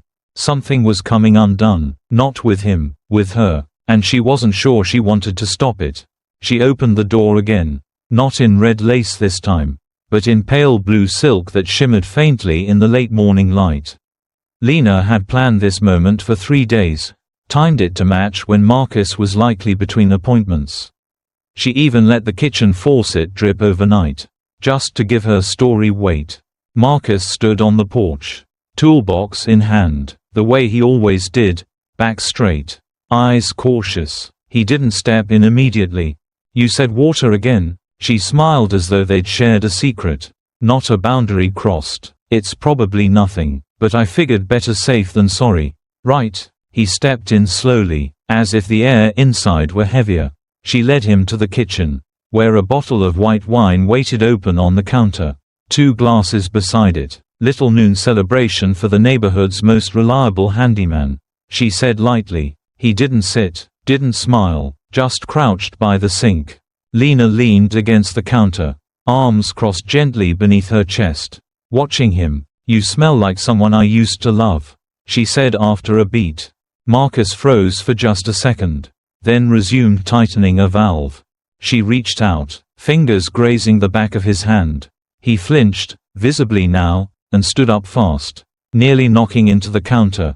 "Lena," he said, his voice tense, controlled. "This isn't okay." She tilted her head, smile unwavering. "Why? Because you're married? Or because you want to pretend nothing's there?" He shook his head, stepping back. "I'm sorry if I gave you the wrong idea. I come here to fix things. That's all." She let him go without a word. But the moment the door closed, she pulled out her phone and typed, "You forgot your tools. Or maybe your heart." The reply came minutes later. "Please stop. I'm married." Lena sat in the hallway, legs curled to her chest, eyes staring at the words like they were in another language. Her chest hurt, but not from heartbreak, from disbelief, from the insult of being denied. She scrolled through her camera roll, found the picture she'd snapped through the curtain, the one where Marcus stood by his van, the sun catching the sweat on his brow. She printed it, glued it into her journal beneath a pink, hand-drawn heart. Then she began to dig. It didn't take long to find Dawn's profile, Marcus's wife. Public, open, saccharine, photos of the kids, weekend trips to Baton Rouge, anniversary dinners. Lena studied every frame like a forensic expert. What did she have that Lena didn't? Stability, normalcy. Lena scoffed. She created a fake account. Blank photo, no bio, nothing personal. Then she started commenting. On a family picnic post, "He looks happier when he's working." On a selfie from Dawn's birthday, "Hope you checked your bathroom camera." Closing parenthesis quote. On a Father's Day tribute, "Everyone has a secret side. Even dads." She didn't expect replies. She just wanted to inject doubt, like venom, slowly working its way into the blood. The line between fantasy and revenge began to blur. Late at night, Lena would lie in bed and imagine Dawn confronting Marcus, yelling, crying, asking what he did. She'd imagine him denying everything, and the doubt remaining anyway. Lena didn't want Marcus anymore. Not really. What she wanted was for him to feel the same powerlessness she'd carried for years. She pasted screenshots into her journal. Next to each one, she drew small symbols: a flame, a crack, a hand with scissors. Her smile, when she looked at those pages, was no longer soft. It was victorious. And she hadn't even begun yet. Marcus was wiping the counter at the flower shop when his wife walked in with a question that didn't sound like a question at all. "Did you get flowers delivered to someone?" He looked up, caught off guard by the edge in Tanya's voice. "No." "Why?" She set a crumpled note on the counter between them. It smelled faintly of roses. The message was handwritten in swirling cursive, attached to a delivery order someone had tried to place by phone, "For the man who unblocked my sink, and my heart." Tanya's brow arched. Marcus felt the heat crawl up the back of his neck. "That's not from me. Someone probably thinks they're funny." Tanya didn't smile. "They called the shop, gave your full name, said you'd know what it meant." He wanted to dismiss it, laugh it off, but a chill had already taken root. The name, the message, there was only one person it could be. He told Tanya he'd handle it, that he'd look into it. She didn't believe him, not entirely, but she left it there. For now. That night, Marcus couldn't sleep, not because of guilt, because of dread. The next morning, he noticed the car. It was parked across the street. A pale gray sedan, windows tinted just enough to make out a silhouette but not a face. It was there at 7:45 a.m. Still there when he returned at lunch. Still there when the streetlights buzzed on. The second day, same car, no movement. By the third, he pulled the footage from the security camera mounted on the front porch. He paused it, zoomed. There she was. Lena, sitting perfectly still in the driver's seat. Sunglasses, a notebook in her lap. He stared at the screen. Bile rising. He hadn't seen her since he'd told her to stop. Since the last message. Since she touched his hand and called it love. Now she was watching his house. He didn't tell Tanya yet. But things didn't wait for him to catch up. It was Tanya who found the camera. Behind the mirror in their upstairs bathroom. A tiny black dot barely visible unless the light hit it at the right angle. She was brushing her hair when she noticed it. Tapped it. It shifted. A click. Her heart stopped. Marcus was downstairs when he heard her scream. The police came that evening. Marcus gave them everything. The footage. Lena's name, the string of messages she'd sent. He played the voicemail she left once, where she breathed but didn't speak. The officers took the camera, ran a signal trace. It pinged to a prepaid phone, registered once under the name, Lena Duval. When the officer looked up from the tablet and said the name aloud, Tanya sat down. It wasn't disbelief. It was the horror of being proven right about something you never wanted to be true. 2 days later, Lena was brought in. She wore a powder blue trench coat and sunglasses inside the precinct. Her posture was regal, almost amused. They asked her about the car. The Garden District is public, she said, tilting her head. Can't a woman enjoy a drive? They asked about the messages. I was a satisfied customer, she said with a smile. Is that illegal now? They showed her the connection to the hidden camera. She blinked once, very slowly. I have no knowledge of that device, she said calmly, but maybe your little housewife installed it. Not every marriage is perfect. Her voice was honey wrapped around thorns. She was released, not enough to hold her. Marcus changed all the locks, cancelled every appointment, stayed up late checking the windows. Tanya didn't ask if he'd slept with Lena. That wasn't the issue anymore. She wanted to know why this woman thought she was allowed to destroy their peace. Outside, letters began to arrive. No return address, no name, just folded pages in envelopes. Some typed, some written. You looked at me once like I was real. That was enough to make me forget the years no one saw me. Another. I never meant to scare you, but you touched my soul when you didn't even look me in the eyes. Tanya found one on the welcome mat. Another slid under the garage door. Marcus burned each one. Lena watched from down the street, from behind tinted windows. Her breath fogged the glass as she whispered to herself. Again and again, he just doesn't remember yet. But he will. The line between love and delusion had disappeared. And the story wasn't over. It was just beginning to turn dangerous. It was a cold Wednesday morning when Lena was arrested. She stood across the street from the elementary school, her coat drawn tightly around her, a scarf covering most of her face. The school bell hadn't rung yet. Children filtered in through the gates, holding hands with parents, wearing backpacks far too big for their frames. Lena wasn't watching them. Her eyes were fixed on a single child, Marcus's son. He had his father's walk, the same awkward bounce. That's what made her smile. The officer approached quietly. She didn't run, didn't speak, just turned to him, eyes unreadable. I'm not here for the children, she said softly. They cuffed her anyway. At the station, her phone was unlocked. What they found wasn't just incriminating, it was a revelation. Over 300 photos of Marcus, in his truck, in his yard, outside grocery stores, through rain-streaked windows, at the gym, with his son, with Tanya, alone. Some were selfies she had edited with filters. Others were zoomed-in shots from across the street, from alleys, from hidden angles. There were captions beneath some. "He's tired today." She yelled at him again. He looked right at me. "I think he knows." One photo chilled the room. It was Marcus in his bedroom, shirtless, sitting at the edge of his bed. The angle suggested the shot came from outside, through the blinds. At night, the officers exchanged glances. There was no more doubt now. Tanya arrived at the precinct 2 hours later. She had asked for the right to speak, to look the woman in the eye. The officers hesitated, but finally allowed it, under watch.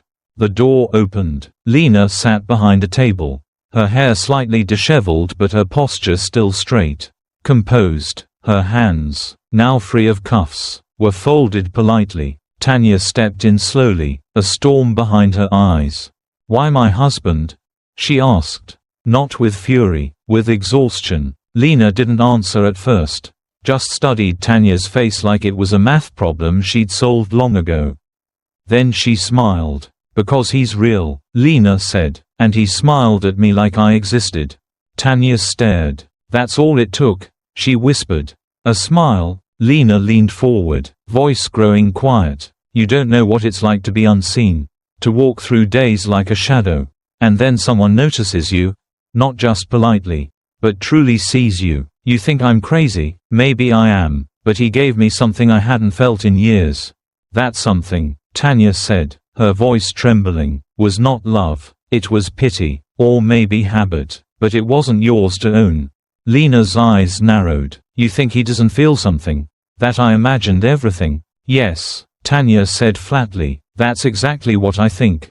Marcus arrived soon after. The detectives had wanted him to give a final statement. He didn't expect to see Lena still there. When their eyes met, she smiled again. He didn't smile back. "I fix pipes," Marcus said, voice low, worn, real, not hearts. "You needed help, not me." She laughed, soft, broken. "You say that like you weren't the only human I've met in years."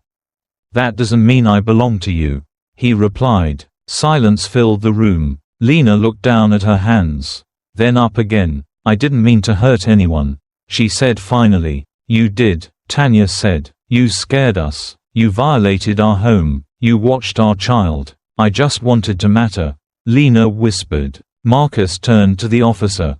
"I'm done." As he walked out with Tanya, Lena didn't call after him. She didn't cry. She just sat there, still as stone, the distance between her desire and her destruction finally clear. In the days that followed, the papers would cover the story as a case of obsession gone wrong.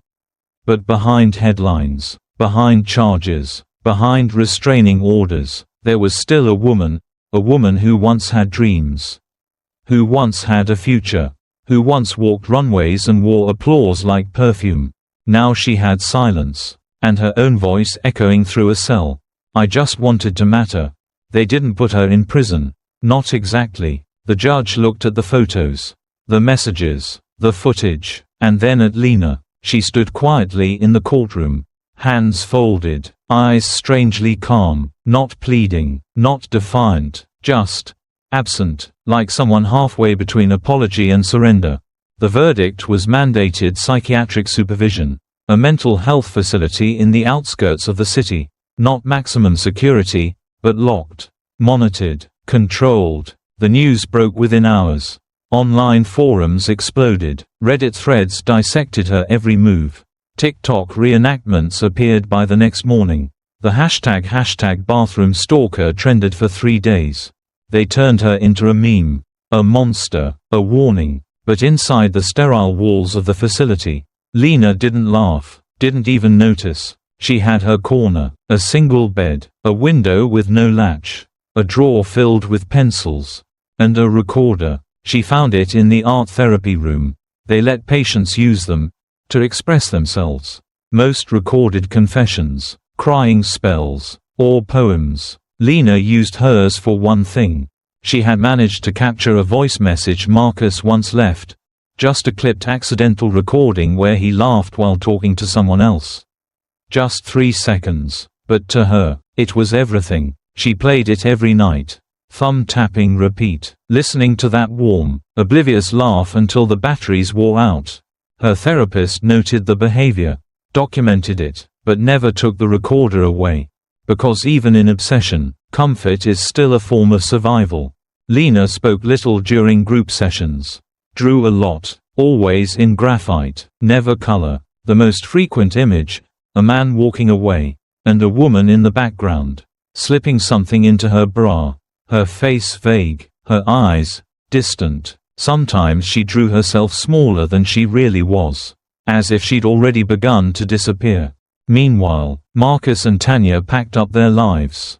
Quietly, efficiently, the for sale sign went up without warning. The neighbors guessed. No one asked. They moved to Oregon, bought a house near a lake, started fresh. Their son never knew the full story. He only asked once, when he noticed new locks on every door. "Is someone coming?" He whispered. "No," Tanya told him, holding him close. "No one's coming. We're just safer now." Marcus never mentioned Lena again. Not to friends, not to family, not even to Tanya when they lay awake at night and the air felt too heavy with memory. But sometimes, he'd glance at his own reflection and wonder what kindness had cost him. Back in the facility, Lena remained under watch. Her official diagnosis: obsessive delusional attachment with compulsive fantasy behavior. She didn't argue, she didn't speak much at all. Except once, a new nurse asked her, during medication rounds, "Do you regret it?" Lena blinked, then smiled, not madly, not sadly, just softly. "I thought I was tipping love," she said, "but all I bought was silence and shame."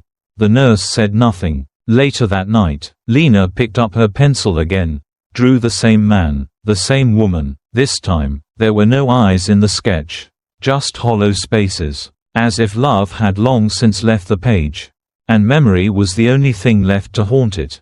Sometimes, the scariest thing isn't a person breaking into your home. It's the quiet erosion of someone who has been ignored for far too long. Lena didn't need love, she needed to be seen. And sometimes, that need becomes a shadow no one sees coming, until it's already inside.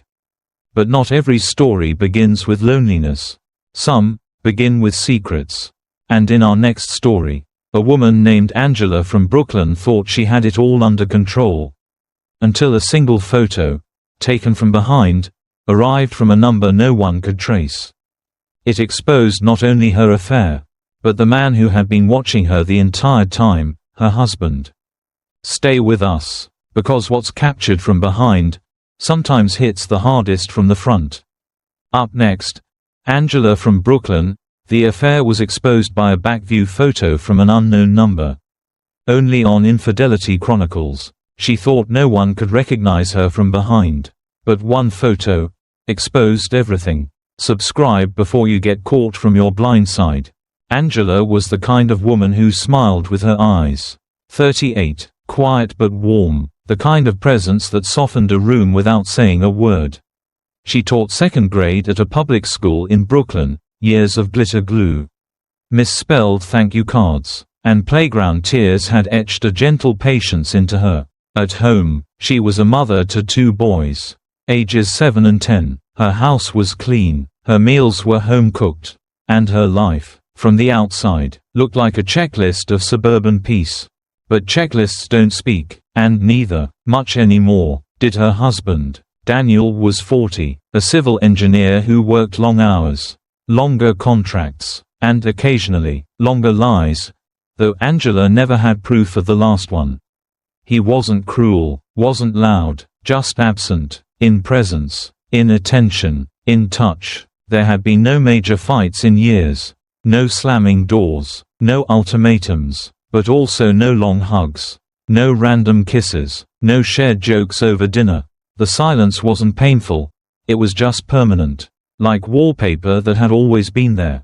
Angela had once told her sister, half laughing, that their marriage felt like 2 polite strangers co-signing a mortgage. Sometimes, she missed him, sometimes, she missed missing him. The loneliness wasn't loud, it was subtle, it came in moments, when she poured 2 cups of coffee but only drank one. When she told a story at dinner and no one asked a follow-up question.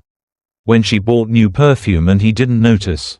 Then the leak happened. It was a small thing. A steady drip under the kitchen sink. She could have called the usual company Daniel used. But she didn't. She searched online, found a new name, local, independent, booked the appointment. Miguel showed up the next afternoon. Early 30s, sun-browned skin, dark curls under a navy cap, and a smile that didn't push, but welcomed. He introduced himself with a handshake that was firm but not performative. His eyes met hers, not briefly, not too long, just enough. He crouched under the sink. Toolkit beside him. Angela stood nearby, pretending to check her phone, pretending not to glance too often. "You're lucky," he said after a few minutes. "Pipe's old but didn't burst. Just a loose joint. Easy fix." "Good to know," she replied. "We're all just trying to hold our joints together these days." He laughed. The real kind. Angela smiled before she realized she had. When he finished, she offered him coffee. "Most clients just want the leak gone," he said, gently wiping his hands. "Most clients aren't home alone all day," she replied. They sat at the small round kitchen table. He drank slowly. She noticed how his hands cupped the mug, how his eyes scanned the room. Not judging, just observing. They talked about Brooklyn, about housing prices, about how second graders never ran out of questions, about how plumbing, weirdly, gave him a kind of peace. When he stood to leave, she followed him to the door, a bit too slowly. He turned. "Thanks for the coffee." She nodded. "Thanks for the fix." Their hands brushed when he passed her the invoice. Her fingers lingered half a second longer than necessary. When the door closed, Angela stood behind it, eyes shut. She hadn't realized how light her chest had felt, like something heavy had lifted. Not because of him, but because something inside her had flickered awake. She didn't tell anyone about Miguel. Not that there was anything to tell. But she found herself remembering the shape of his smile when washing dishes. Replaying his laugh while grading papers. Imagining how his name would sound if she said it casually, like it belonged in her kitchen more than once.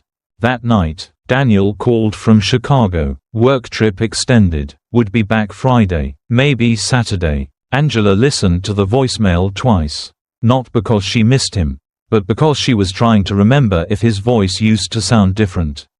Saturday came. She made breakfast, checked her phone once too often.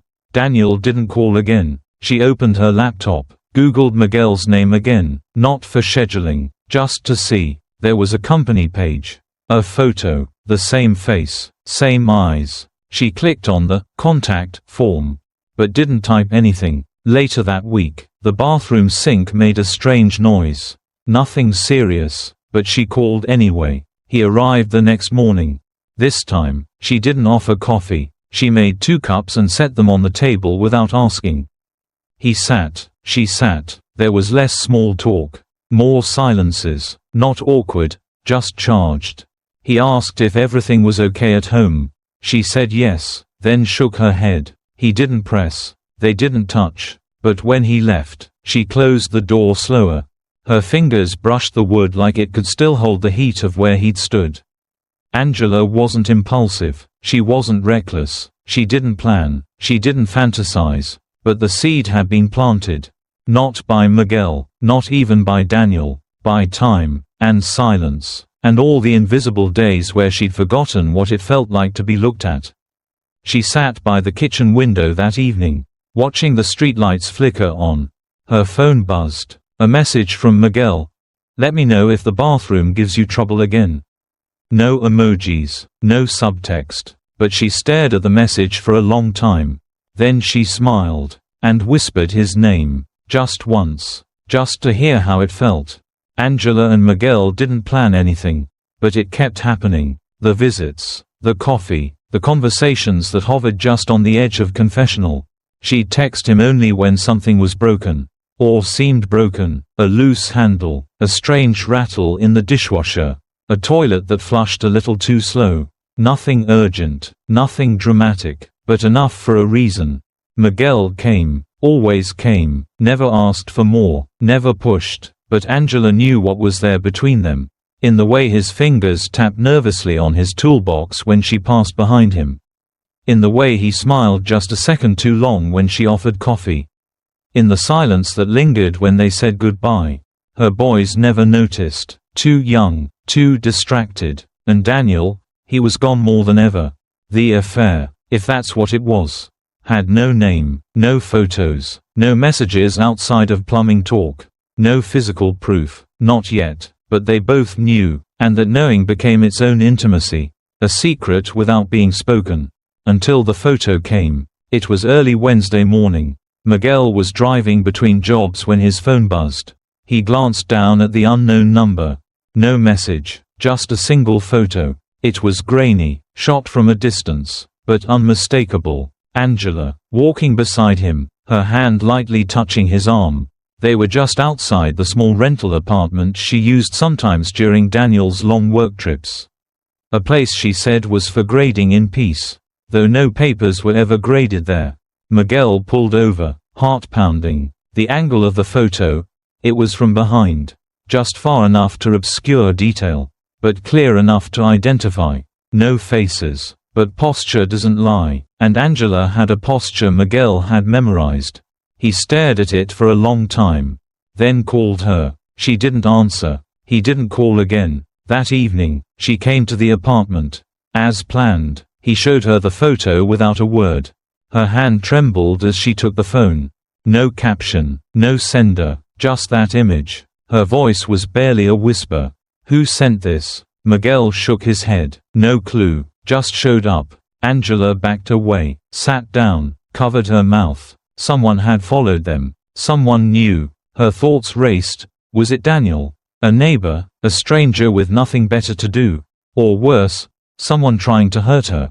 Miguel watched her carefully. "You okay?" "No," she said. "No, I'm not." She didn't cry, but her eyes were glassy, unfocused, her breathing shallow. "I can't get caught," she whispered. "This will destroy everything." Miguel didn't reply. He just stood, walked to the window, pulled the blinds tight. Angela left soon after. No kiss, no goodbye, just a door closed quietly behind her.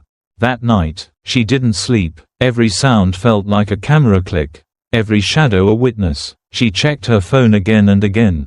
No new messages, no second photo, but the damage was done. The fear had settled, and with it came guilt. A different kind, not for the affair, but for how unprepared she'd been, for thinking she could live a double life in a world of smartphones and strangers. The next day, Daniel came home early. No warning, no call. Angela heard the key in the door while she was folding laundry. Her heart froze. He walked in with 2 suitcases and a tired smile. "Conference wrapped early. Flights got bumped. Figured I'd surprise you." She forced a laugh. "Well, you did." He kissed her cheek, said hello to the boys, unpacked like everything was normal. But Angela couldn't stop watching him. Was he watching her too? Was this a trap? Or worse, was this mercy? Was he giving her a chance to confess? At dinner, he was more talkative than usual. Asked about school, about the boys, about the neighbors. Nothing probing, just casual. Too casual. He even complimented her new blouse. She hadn't worn anything new in weeks. When the boys were asleep, she poured a glass of wine and sat with him in the living room. He scrolled on his phone. Relaxed, oblivious, or pretending. Angela watched his face in profile. Searched for clues. A twitch, a tension in the jaw. Nothing. Just her husband. Just the man she had drifted so far from she couldn't tell if he was lying, or simply indifferent. She thought about the photo again. Was it him who sent it? If so, why hadn't he said anything? The wine sat untouched in her hand. Daniel finally looked at her. Smiled. "You okay?" She nodded. Tired. He stood, kissed her forehead, and went upstairs. Angela remained on the couch long after. Miguel didn't text that night. Or the next. Silence stretched. But the fear didn't leave. If anything, it grew. Not just fear of being caught, but fear of the unknown. Because someone was watching, and they had chosen the perfect moment to say, "I see you." Daniel's questions began with politeness, disguised as curiosity, delivered with a smile that didn't quite reach his eyes. "So, where do you usually go when I'm away?" Angela blinked. "What do you mean?" "Just curious." He shrugged, spooning sugar into his coffee. "You used to say grading papers. But now you don't mention much." She forced a laugh. "Still grading, still drinking too much coffee while doing it." Daniel nodded, didn't press further, but his eyes lingered a second too long. Later that night, he stood in the garage, alone, reviewing the tiny camera he had just pulled from its packaging. It was the size of a marble, undetectable, with Wi-Fi streaming. He didn't want to do this. He had tried not to believe the voice in his head, but trust had become too quiet to hear. The next morning, while Angela took the kids to school, he placed the camera behind the bookshelf in the living room, angled just enough to see the kitchen, hallway, and front door, then another in the upstairs hallway near their bedroom. He didn't check them every day. He wasn't obsessed, not yet, but when he did, he watched silently, heart pounding, not knowing which outcome he feared more. In parallel, he reached out to a private investigator, gave only the basics, a name, Miguel, and a request, follow him. Log everything, no confrontation, just facts. Within days, the PI returned with details. Miguel's routine, his usual route, the odd detour every Thursday afternoon, 20 minutes missing from his schedule. Always parked near a rental apartment under Angela's maiden name. Daniel said nothing, paid the invoice. One evening, he called Miguel's number, posing as a potential client. He used a fake accent, asked about services, then casually requested an appointment for Thursday. "Sorry," Miguel said, "I'm booked solid Thursdays." Daniel smiled without humor. "That's okay, maybe next week." He ended the call. The tremor in his hand had nothing to do with rage.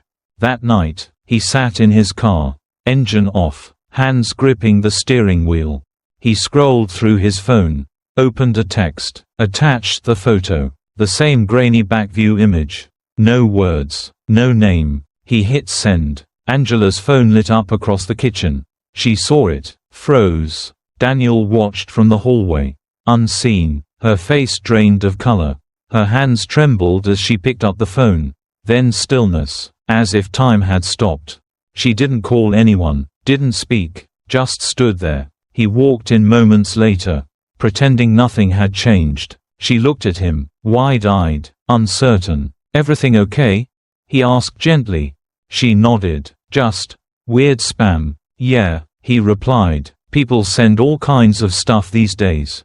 That night, she didn't sleep, neither did he, but both pretended they did. The next day, she called Miguel. He answered with hesitation. "Angela, hey, someone sent me the photo," she said, from a blocked number. He sighed. "Me too, last week. You didn't tell me. I didn't want to panic you." There was silence. "I think my husband knows," she whispered. Miguel paused. "Maybe it's time to end this." Her breath caught. "What? I didn't sign up for this," he said. "I never meant to. This was supposed to be simple." Angela felt the floor shift beneath her. "You said it wasn't just physical." "It wasn't," he said quietly, "but I have a life too." And just like that, something broke. She ended the call before her voice cracked. Later that evening, Daniel sat on the porch, sipping tea. Angela joined him, quiet, distant. He looked at her. "Did you ever think about how much can be seen from behind?" Angela didn't respond. Her throat tightened. He smiled, slow and knowing. Most people only worry about what's in front of them, but the truth always catches up.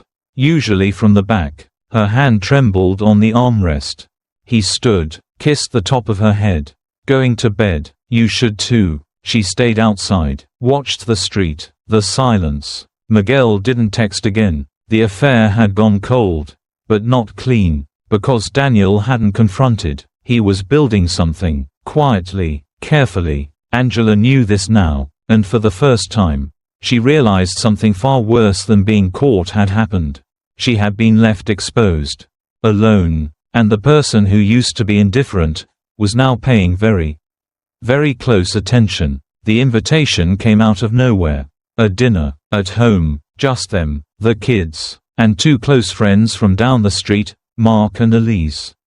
Angela raised an eyebrow when Daniel suggested it. You've never been the let's entertain type. He smiled. Thought we could use a reset. You seemed tired lately. Maybe laughter helps. She nodded slowly, confused but relieved. Perhaps this was his way of reconnecting. Maybe.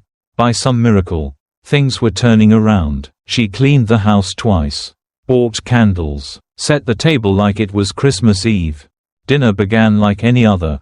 Wine poured. Jokes shared. The kids ran around before being tucked upstairs with promises of dessert if they stayed quiet. Mark and Elise chatted about neighborhood gossip.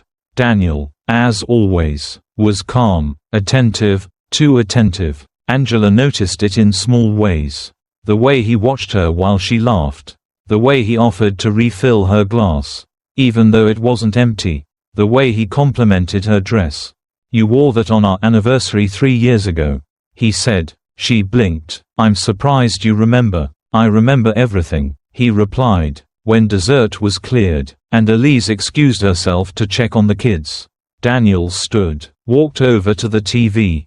Thought we'd share something fun, he said. Angela tilted her head. What kind of fun? He clicked a remote. The TV lit up. Static. Then footage. A hallway. Familiar. Their hallway. Angela's breath caught. The camera showed her, walking into frame, arms around Miguel. A kiss. Not passionate, but intimate. Too intimate. Mark coughed. Elise returned and froze mid-step. The room went still. Angela dropped her wine glass. It shattered against the hardwood. Daniel didn't turn to her. He let the clip play for 5 more seconds.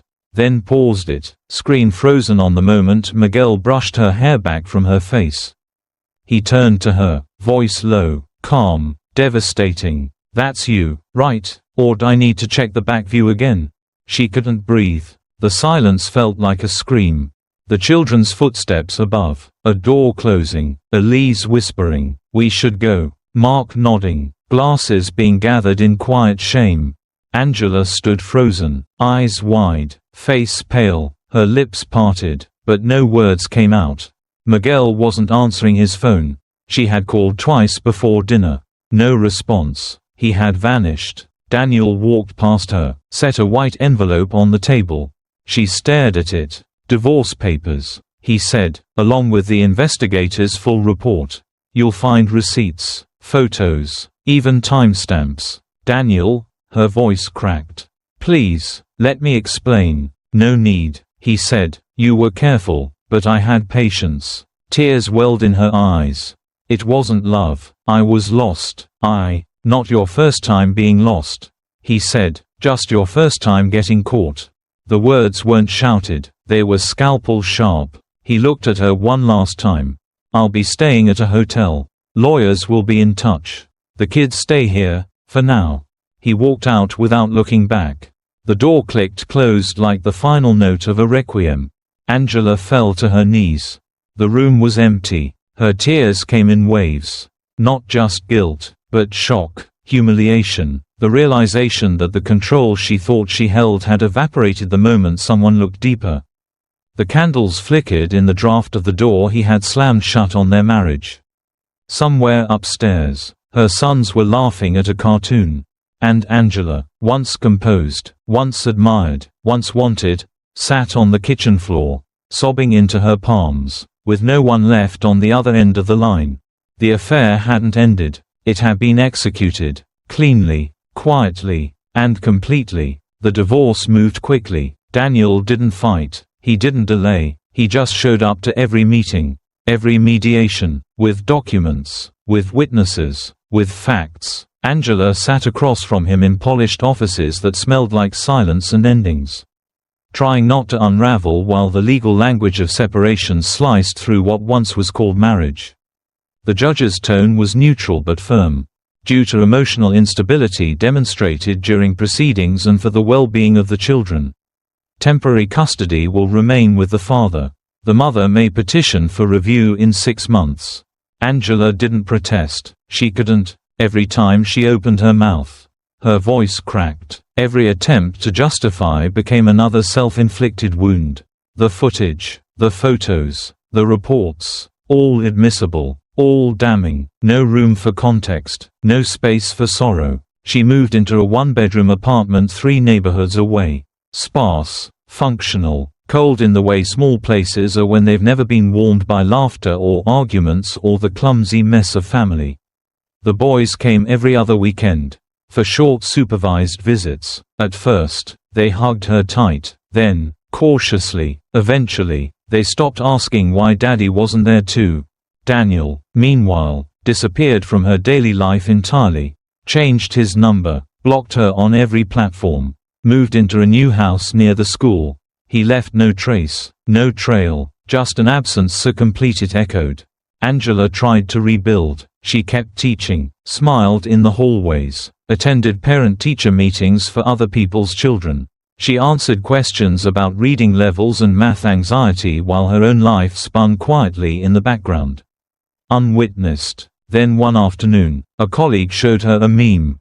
This went viral last night. She laughed. So brutal, but kind of brilliant. Angela looked. It was a photo of a woman from behind, shoulders tense. Dress slightly wrinkled. A still from the surveillance footage. Above it, the caption, "Even your back can betray you." She froze. The meme had spread fast. Thousands of shares, comment threads, parodies, TikToks. No one knew it was her. But she knew, and someone, Daniel, a friend, a stranger, had made sure the moment of her deepest shame became an eternal joke. Miguel was gone, moved out of the borough. His number disconnected. A mutual acquaintance said he left the state. No forwarding address, no goodbye. Angela never found out if he had betrayed her too, or just ran. In the evenings, she scrolled through old photos on her phone. Birthdays, beach trips, the blurry one of Daniel and the boys sleeping on the couch. The last Christmas photo where they all wore matching pajamas. And then the photo she hadn't deleted yet.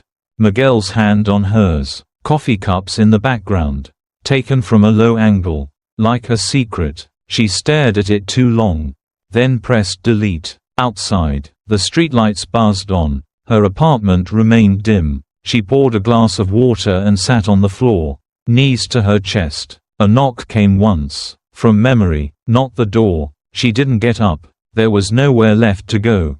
She wasn't angry anymore, not at Daniel, not at Miguel, just hollow. Sometimes betrayal isn't loud. Sometimes it's not a slap or a scream or a broken vase. Sometimes it's a look that lingers too long. A silence that knows too much. A camera, waiting. And sometimes, the worst part isn't getting caught. It's being seen too late. She thought she was invisible from behind. But that's where betrayal hits the hardest. They thought it was harmless. Just one moment, one fix, one secret they could bury under the sink. But in every story, the pipes burst. These weren't just affairs. They were emotional avalanches, quiet, slow, and inevitable. They happened behind locked doors, whispered through broken routines, and captured by eyes that weren't supposed to be watching. 10 women, 10 chances to walk away, 10 reasons they didn't, and in the end, none of them saw it coming. Not the cameras, not the children, not the consequences, because sometimes, the person you try to hide from the most, is the one who already knows. Thank you for watching 10 True Affair Stories, Wives Who Cheated with the Plumber. If these stories made you feel something, anger, sadness, or maybe, recognition, subscribe now, because betrayal doesn't always wear a villain's face. Sometimes, it wears a smile, and sometimes, it holds a wrench.